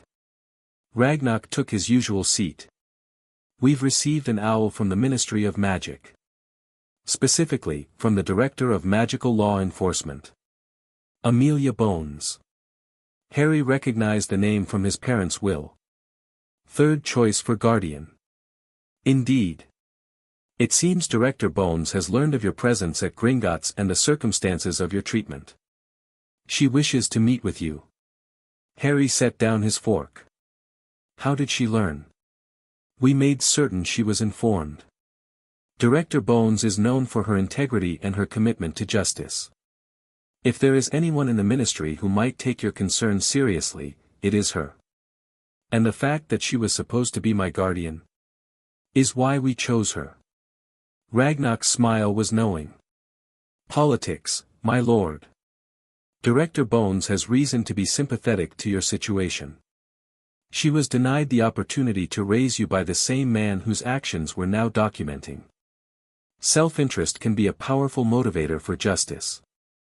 Harry considered this. Meeting with a ministry official was a risk. Dumbledore had allies everywhere, and anything Harry revealed could get back to him. But Ragnar was right, Bones had reasons to be on Harry's side. And he needed allies in the ministry if he was going to challenge the existing power structure. "Set up the meeting," he said. Amelia Bones arrived at Gringotts 2 hours later. She was not what Harry expected. He'd imagined someone soft, perhaps, someone maternal. Instead, he found himself facing a woman who looked like she could wrestle a troll and win. Solid build, iron-gray hair cut short, a monocle over one eye that made her look perpetually skeptical. "Lord Potter." Her voice was brisk, businesslike. "Thank you for agreeing to meet with me. Director Bones. Please, sit down." They were in one of Gringotts' private conference rooms, surrounded by wards that guaranteed confidentiality. Ragnar had excused himself, leaving Harry to handle the meeting alone. A test of sorts, Harry suspected. Bones took the offered seat, her monocle fixed on Harry's face. "You've had quite an eventful few days. That's one way to put it. The goblins have shared certain information with me. About your medical condition when you arrived. About the treatments you've received." Her expression was unreadable. "About the evidence they've gathered regarding how you came to be in that condition." Harry met her gaze steadily. "And what do you make of that evidence?" "I make of it that someone has a great deal to answer for." Bones's voice was hard. "I knew your parents, Lord Potter. Not well, but I knew them. Lily was brilliant, one of the most talented witches of her generation. James was brave, perhaps too brave for his own good.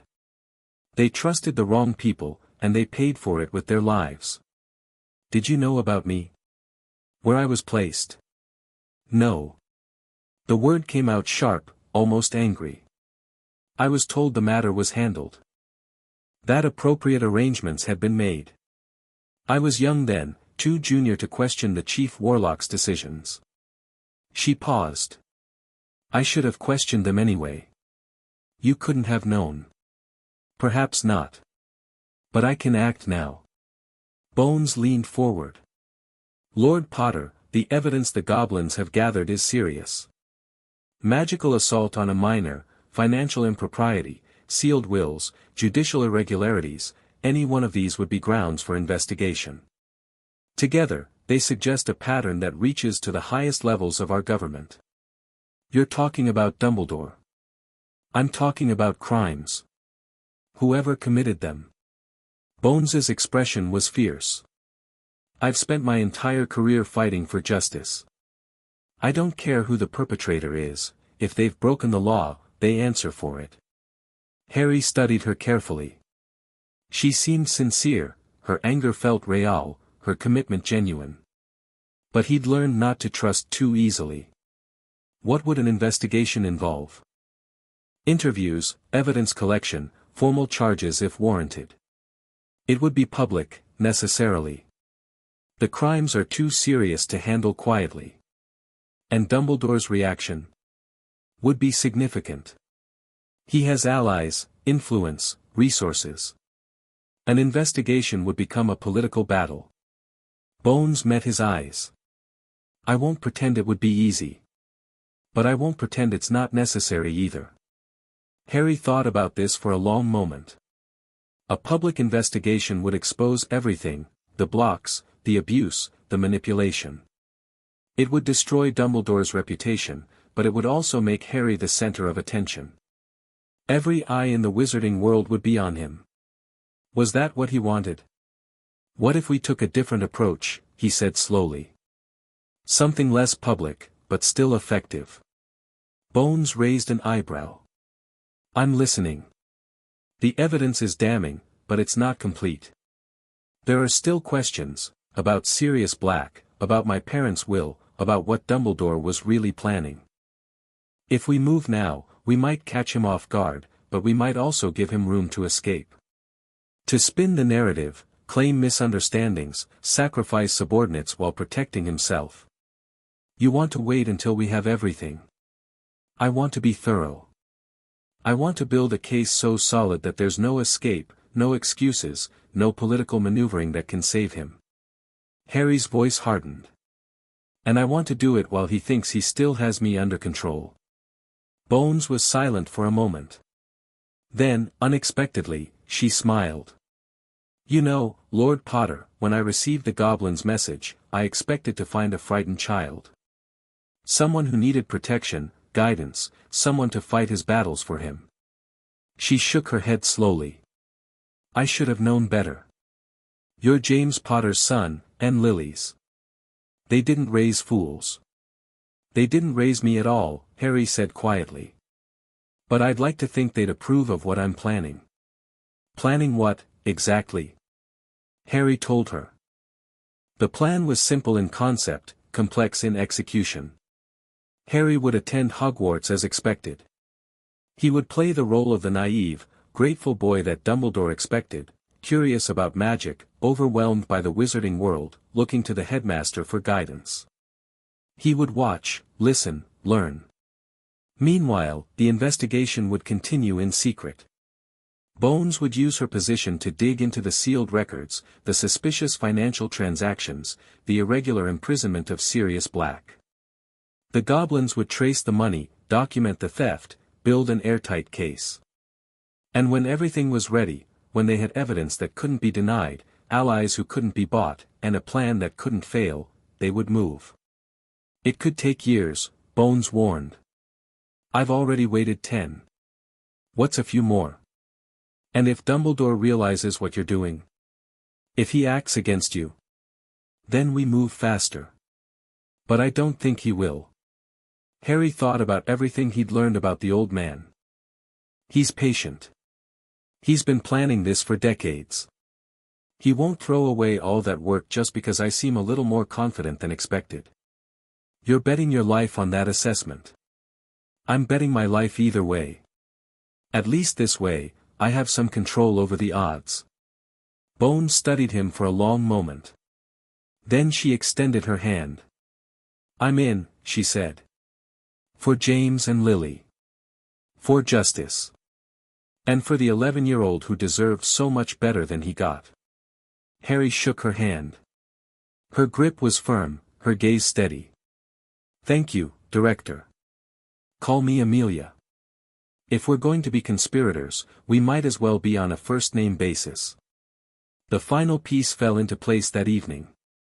Harry was preparing for bed, exhausted from the day's events but too wired to sleep, when Ragnarok arrived with news. We've made contact with Sirius Black. Harry was instantly alert. How? Through certain channels that are best left unspecified. What matters is that he's alive, he's coherent, and he wants to speak with you. Can we arrange a meeting? Not in person, Azkaban is too heavily warded, and an unauthorized visit would draw attention we can't afford. But we can provide a method of communication. One way, initially, but it's a start. Ragnar produced a small silver mirror, no bigger than Harry's palm. It was old, the silver tarnished and scratched, but something about it felt significant. This is a paired communication mirror. Its twin was in the Black family vault, stored there before Sirius's imprisonment. If you speak into this mirror and call his name, he'll hear you. He can't respond. We haven't been able to get the paired mirror into Azkaban, but he'll know you're there. Harry took the mirror carefully. It was warm to the touch, humming faintly with magic. What should I say? That's entirely up to you. But I'd suggest starting simple. Let him know you exist, you're well, and you haven't forgotten him. Harry looked at his reflection in the tarnished surface. A thin face, messy dark hair, green eyes that his mother had apparently given him. A scar that marked him as something more than ordinary. Sirius Black, he said softly. The mirror rippled like water. For a moment, Harry thought he saw something in its depths, a flash of a gaunt face, wild eyes, matted hair. Then the image was gone, and he was looking at his own reflection again. But something had changed. The mirror felt different now, connected, aware. He heard you, Ragnar said. Whatever happens next, he knows he's not alone anymore. Harry clutched the mirror tightly. His godfather. His parents' best friend. The man who should have raised him. I'll get you out, Harry whispered to the mirror. I promise. I'll find the truth, and I'll get you out. He didn't know if Sirius could hear him. But he meant every word. The night before Harry was to leave Gringotts, something happened. He was dreaming, ordinary dreams, nothing special, when the world shifted. Suddenly he was somewhere else, somewhere cold and dark. A forest, he realized. Dense trees pressing in from all sides. No moon, no stars. Just darkness and the smell of rotting leaves. And something watching him. Harry couldn't see it, but he felt it, a presence at the edge of perception, vast and hungry and terribly familiar. It didn't speak in words, but its intention was clear. I know you're there, boy. I felt you wake up. I felt you destroy a piece of me. Do you think that makes you my enemy? That it makes you strong? You are nothing. A child playing with powers you don't understand. When I return, and I will return, you will learn what true darkness looks like. Until then, sleep. Dream. Enjoy your borrowed time. I'll be seeing you soon. Harry woke with a gasp, his scar burning like someone had pressed a heated brand to his forehead. His magic surged, lights flickering, objects rattling on their shelves. He pressed his hand to the scar and felt something. Not the fragment, that was contained, walled off. This was different. A connection, just as Bloodroot had warned. A link between Harry and the thing that had killed his parents. Voldemort was out there. Weak, disembodied, but alive. And he knew. Harry took a deep breath, then another.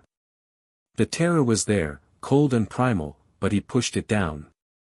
Packed it away in the same place he'd stored all the fear and pain of his childhood. You think you can scare me? He thought, directing it outward, hoping it reached its target. You have no idea what I've survived. What I've become. You killed my parents. You put a piece of yourself in my head. You tried to make me your instrument. But I'm not your instrument. I'm not Dumbledore's either. I'm Harry Potter. Lord Potter. And when you come for me, when you finally have a body and think you can finish what you started, I'm going to destroy you. Every single piece. The connection pulsed, wavered, and went silent. Harry didn't know if Voldemort had heard him. He didn't care. He lay back down and stared at the ceiling until dawn. The next morning, Harry said goodbye to the goblins.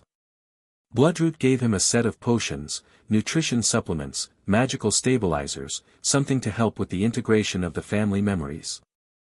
Ragnar gave him a final briefing on the investigation's progress and a contact method for emergencies. Remember, my lord, you are not alone in this. The nation of goblins has invested in your success. We will not abandon you. Because of the money. Because of what you represent. Ragnar's smile was sharp but not unkind. You are the first wizard in centuries to treat with us as equals. To respect our laws, honor our contracts, and recognize our worth. That is worth more than gold. Harry shook his hand, a gesture of respect that made several nearby goblins stare in shock. Thank you, Director. For everything. Thank us when you've won, my lord. Until then, be careful. Hagrid was waiting in the lobby, beaming with relief. There ya are. All better, I knew ya would be. Dumbledore's been worried sick, he has. Can't wait to see ya at Hogwarts. Harry smiled and nodded and said all the right things. Inside, he was cold and calculating, noting every detail of Hagrid's behavior, every mention of Dumbledore's name. The game begins, he thought. They left Gringotts together, emerging into Diagon Alley's morning sunshine. Harry paused on the steps, feeling his magic pulse in response to the ambient energy. He could see it all now, the flows and eddies of power that ran through the ancient street, the signatures of 1,000 wizards going about their business. This was his world. His birthright. And he was finally ready to claim it. Come on then, Hagrid said cheerfully. Got to get your supplies still. Wand first, I think. Yeah, can't do magic without a wand, can ya? Harry followed, hiding a smile. Actually, he thought, I can. But that was a secret for another day. Ollivander's was old, dusty, and utterly wonderful. Harry felt the magic the moment he stepped through the door, thousands of potential bonds humming in their boxes, waiting for the right wizard to claim them. It was like standing in a library where every book was singing softly, each with its own unique melody. Good afternoon, said a soft voice. Harry turned to find an old man with pale, silvery eyes watching him from behind the counter. Mr. Ollivander, according to the sign outside. His gaze was sharp, knowing, slightly unnerving. I wondered when I'd be seeing you, Mr. Potter. You have your mother's eyes. So I'm told. Indeed, indeed. Now, let's find you a wand, shall we? What followed was unlike anything Harry had experienced. Wand after wand was placed in his hand, and wand after wand was snatched away after seconds. Too weak. Too wild. Wrong wood, wrong core, wrong something. Tricky customer, eh? Ollivander seemed delighted rather than frustrated. Not to worry, the wand chooses the wizard, Mr. Potter. We just have to find the right match. Harry was beginning to wonder if there was a right match when Ollivander paused, something flickering across his face. I wonder. He disappeared into the back of the shop. When he returned, he was carrying a dusty box with the air of someone handling something sacred. Holly and phoenix feather. 11 inches. Nice and supple. Harry took the wand. The world caught fire. It wasn't real fire, Harry knew that even as warmth flooded through him, as red and gold sparks erupted from the wand's tip. But it felt real, felt right in a way that nothing had before. His magic recognized this wand, claimed it, made it an extension of his will. Oh, bravo! Ollivander clapped his hands. Yes, yes, I thought we might see this. Very curious. Very curious indeed. What's curious? Ollivander's pale eyes met his. I remember every wand I've ever sold, Mr. Potter. Every single one. The phoenix whose tail feather is in your wand gave another feather, just one other. It is curious indeed that you should be destined for this wand when its brother, why, its brother gave you that scar. Harry went very still. Voldemort's wand has a brother core to mine. We do not speak his name. But Ollivander's voice held something like respect. And yes. I think we must expect great things from you, Mr. Potter. After all, he who must not be named did great things, terrible, yes, but great. Harry looked at the wand in his hand. His brother to Voldemort's. Was this coincidence? Or was it something more? It doesn't matter, he decided. The wand is mine now. Whatever destiny it implies, I'll make my own. Thank you, Mr. Ollivander, he said, reaching for his money pouch.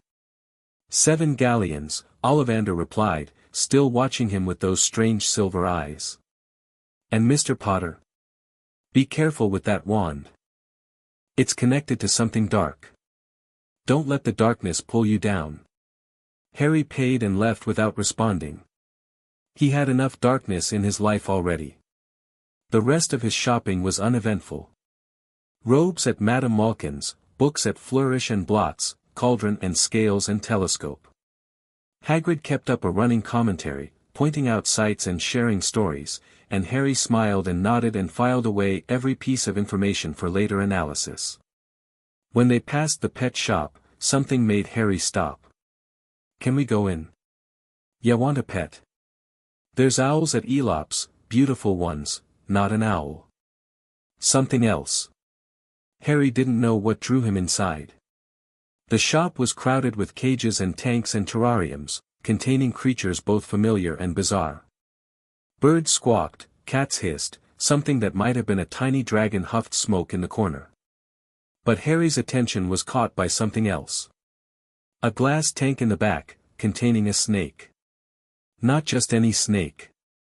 Large, brilliantly green, with scales that shimmered like emeralds. It was coiled in the corner of its enclosure, watching the customers with eyes that seemed almost intelligent. Harry approached the tank. The snake's head lifted, tracking his movement. Hello, Harry said, or rather, thought. The word came out as a hiss, strange sounds that somehow conveyed meaning. The snake went very still. You speak, it said. You are not like the others. No. I don't think I am. The snake uncoiled slowly, moving toward the glass between them. Its tongue flickered out, tasting Harry's presence. I have been here for many moons, the snake said. The 2 legs do not hear me. They do not understand. I understand. Yes. The snake's eyes seemed to bore into him. You carry darkness inside you. I can taste it. But you are not dark yourself. I'm trying not to be. Good. The snake pressed against the glass. Take me with you, speaker. I will be useful. I will watch, and listen, and keep your secrets. Harry considered. A snake companion would raise questions. Parseltongue was rare, feared, associated with dark wizards. Dumbledore would certainly notice. But then again, maybe that was the point. What's your name? He asked. I do not have a name. The 2 legs never gave me one. Harry thought for a moment. How about Celine? The snake tilted its head. What does it mean? It's the name of a goddess. One associated with the moon and with seeing things others miss. I like it. The snake coiled back proudly. I am Celine. And I belong to you now, speaker. I'll take this one, Harry said aloud, turning to find the shopkeeper. Behind him, Hagrid was staring at the snake with an expression that was hard to read. That's a vine snake, that is. Rare, they are. Supposed to be smart. I like her. Hagrid looked like he wanted to say something else, but he just nodded. Right, then. Let's get her paid for and be on our way. Still got to get ya to the train station. Harry smiled and turned back to Celine. The snake had coiled up again, but her eyes were fixed on him, alert and aware. This is going to be interesting, she said. Yes, Harry agreed. It really is. Platform 9 3/4 was chaos. Harry stood on the Muggle side of the barrier, watching the ordinary people hurry past, none of them aware that a doorway to another world was just steps away. Hagrid had left him here, can't come any further, official business at the ministry, with instructions on how to access the platform. Just walk straight at the barrier between platforms 9 and 10. Don't stop, don't be afraid, and yell go right through. Harry wasn't afraid. He'd faced worse than a brick wall in the past few days. But he didn't move immediately. Instead, he stood and observed. A family of redheads swept past, 4 boys and a girl, with a harried mother leading the way. Packed with muggles, of course, she was saying loudly, far too loudly for someone trying to keep a secret. Now, what's the platform number? 9 3/4, a small girl chirped. Mum, can't I go? You're not old enough, Ginny, now hush. Harry watched them disappear through the barrier, one by one. The mother had looked around before each crossing, and her eyes had lingered on him just a moment too long. Coincidence? He thought. Or arranged. He remembered what Ragnarok had said about Dumbledore's long game. About pieces positioned years in advance. A friendly family, conveniently present, ready to take a lonely orphan under their wing. Harry filed the observation away and walked toward the barrier. The transition was disorienting. One moment he was in King's Cross, the next he was somewhere else entirely. A different platform, a different train, a different world. The Hogwarts Express gleamed scarlet in the morning light, steam billowing from its engine. Students milled about, calling to friends, loading trunks, saying goodbye to parents. Harry found a compartment near the back of the train, stowed his trunk, and settled by the window. Celine had wrapped herself around his arm under his robe, her weight comforting and warm. Many young ones, she observed. They smell nervous. First time away from home for most of them. But not for you. No. Harry watched the platform through the glass. I've never really had a home. The compartment door slid open. Mind if I sit here? Everywhere else is full. Harry turned to find a round-faced boy struggling with a toad that seemed determined to escape. He looked nervous, uncomfortable in his own skin, clearly a first year like Harry. Go ahead. Thanks. The boy collapsed into the opposite seat, finally securing his grip on the toad. I'm Neville. Neville Longbottom. Harry's attention sharpened. Longbottom. As in Alice Longbottom, second choice on his parents' guardian list. Alice who had been tortured into insanity by Death Eaters. Harry Potter. Neville's eyes went wide. Really? I've heard about, he stopped, blushing furiously. Sorry. I'm sure you get that a lot. It's fine. Harry gestured to the seat beside Neville. That's a nice toad. Trevor. Neville looked at the creature with exasperation. He keeps trying to escape. Gran says I should have gotten an owl, but Gran says a lot of things. Your grandmother. She raised me. After my parents. Neville trailed off, his expression suddenly closed. I'm sorry, Harry said quietly. I heard about what happened to them. Neville looked up, surprised. You know about that? I know they were in the Order of the Phoenix with my parents.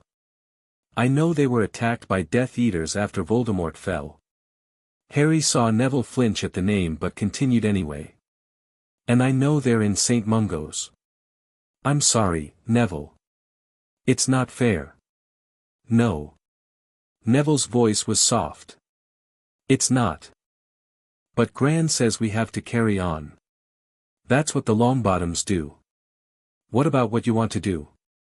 Neville blinked. What do you mean? Your grandmother has plans for you, I'm sure. Expectations. But what do you want, Neville? It was clearly not a question anyone had asked him before. Neville sat in silence for a long moment, staring at Trevor as if the toad might have answers. I want to make them proud, he said finally.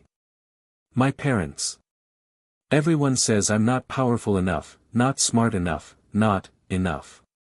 But I want to prove them wrong. I want to be someone worth knowing. Harry smiled. I think you already are. Neville looked at him with something like wonder. You're not what I expected, Harry Potter. I get that a lot too. The train journey north was long but not unpleasant. Neville turned out to be good company, quiet, observant, with a dry humor that emerged once he relaxed. They talked about nothing important, shared snacks from the trolley, and carefully avoided the subject of both their parents. Other students came and went. A girl with bushy brown hair who was looking for Neville's toad. Has anyone seen a toad? A boy named Neville's lost one. A pair of twins who were apparently Weasleys, testing joke products on unsuspecting passengers. And, eventually, the boy Harry had been waiting for. Is it true? The compartment door slid open to reveal a pale, pointed face, flanked by two thuggish boys who could have been twins. They're saying all down the train that Harry Potter's in this compartment. So it's you, is it? Yes, Harry said calmly. And you are?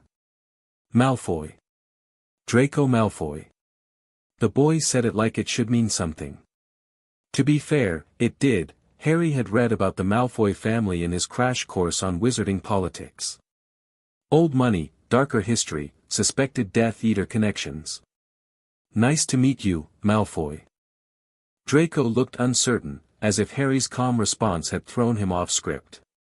You'll soon find out some wizarding families are much better than others, Potter. You don't want to go making friends with the wrong sort. His eyes flicked to Neville with obvious disdain. I can help you there. That's very kind of you. Harry kept his voice pleasant. But I think I can tell the wrong sort for myself.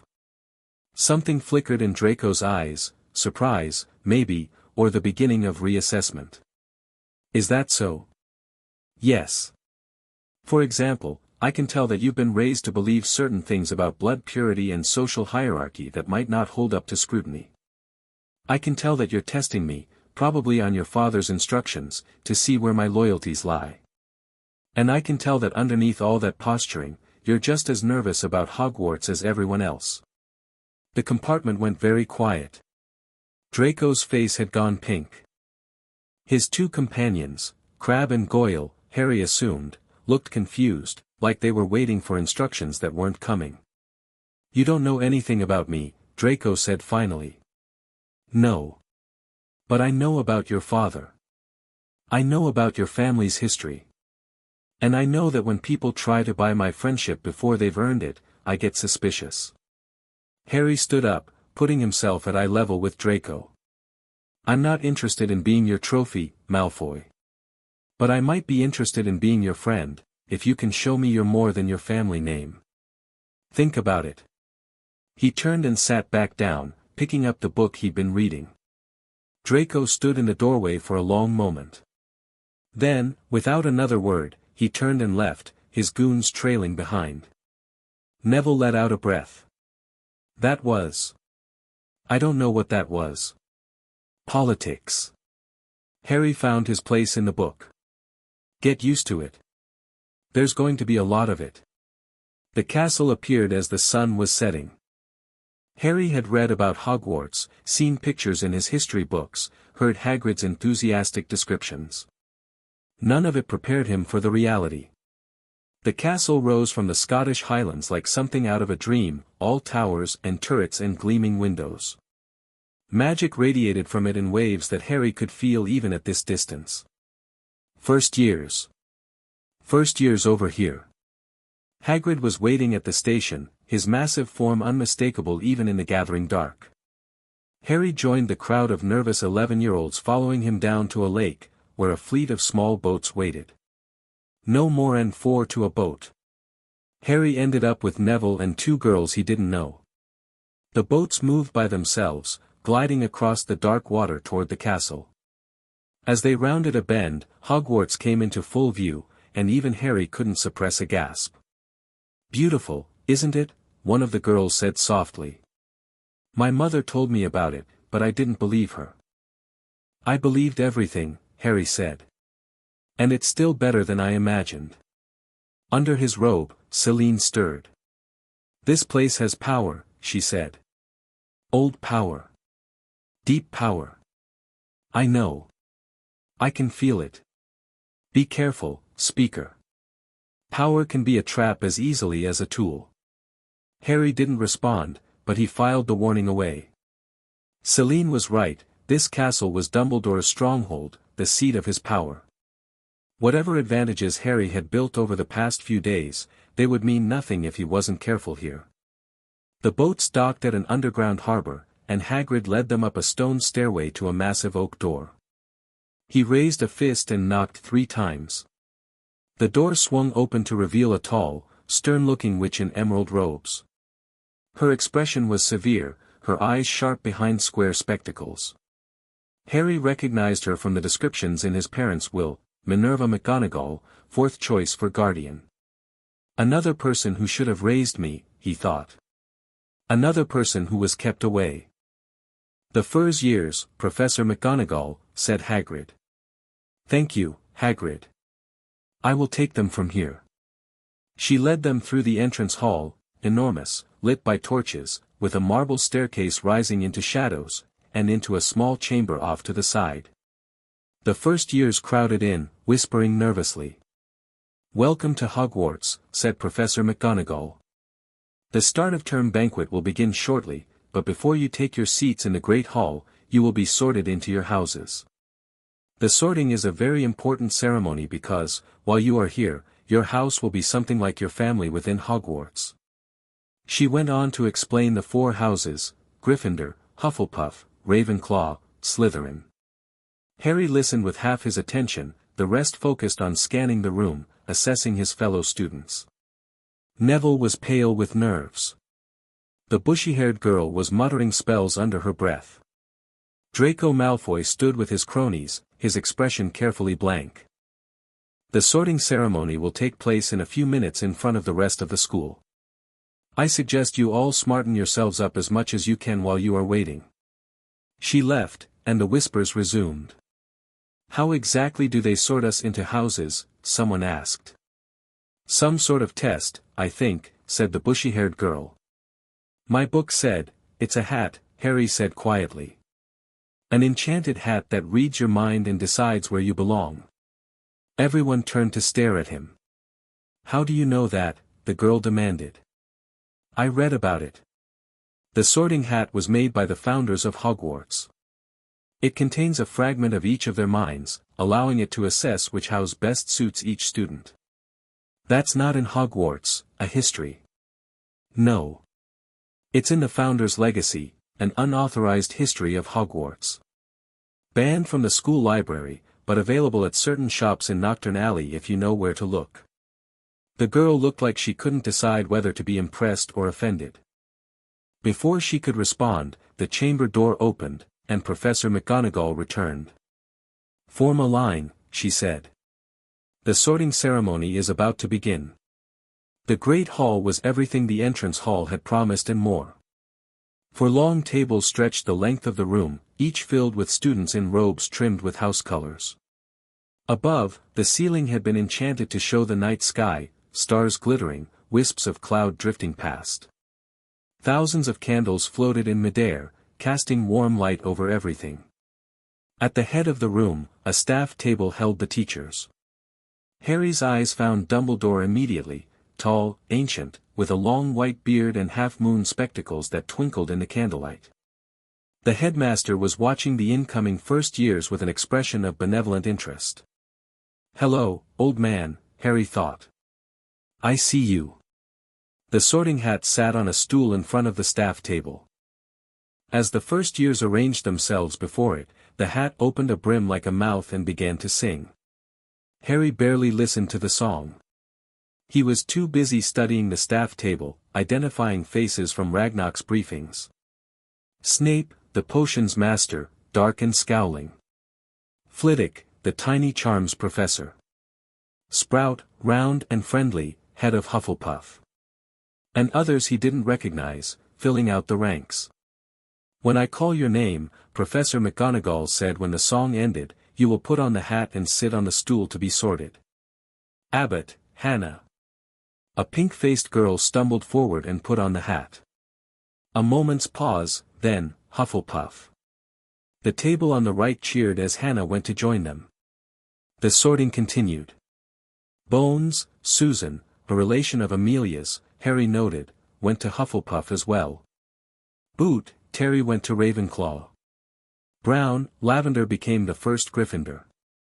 And then, Granger, Hermione. The bushy-haired girl practically ran to the stool.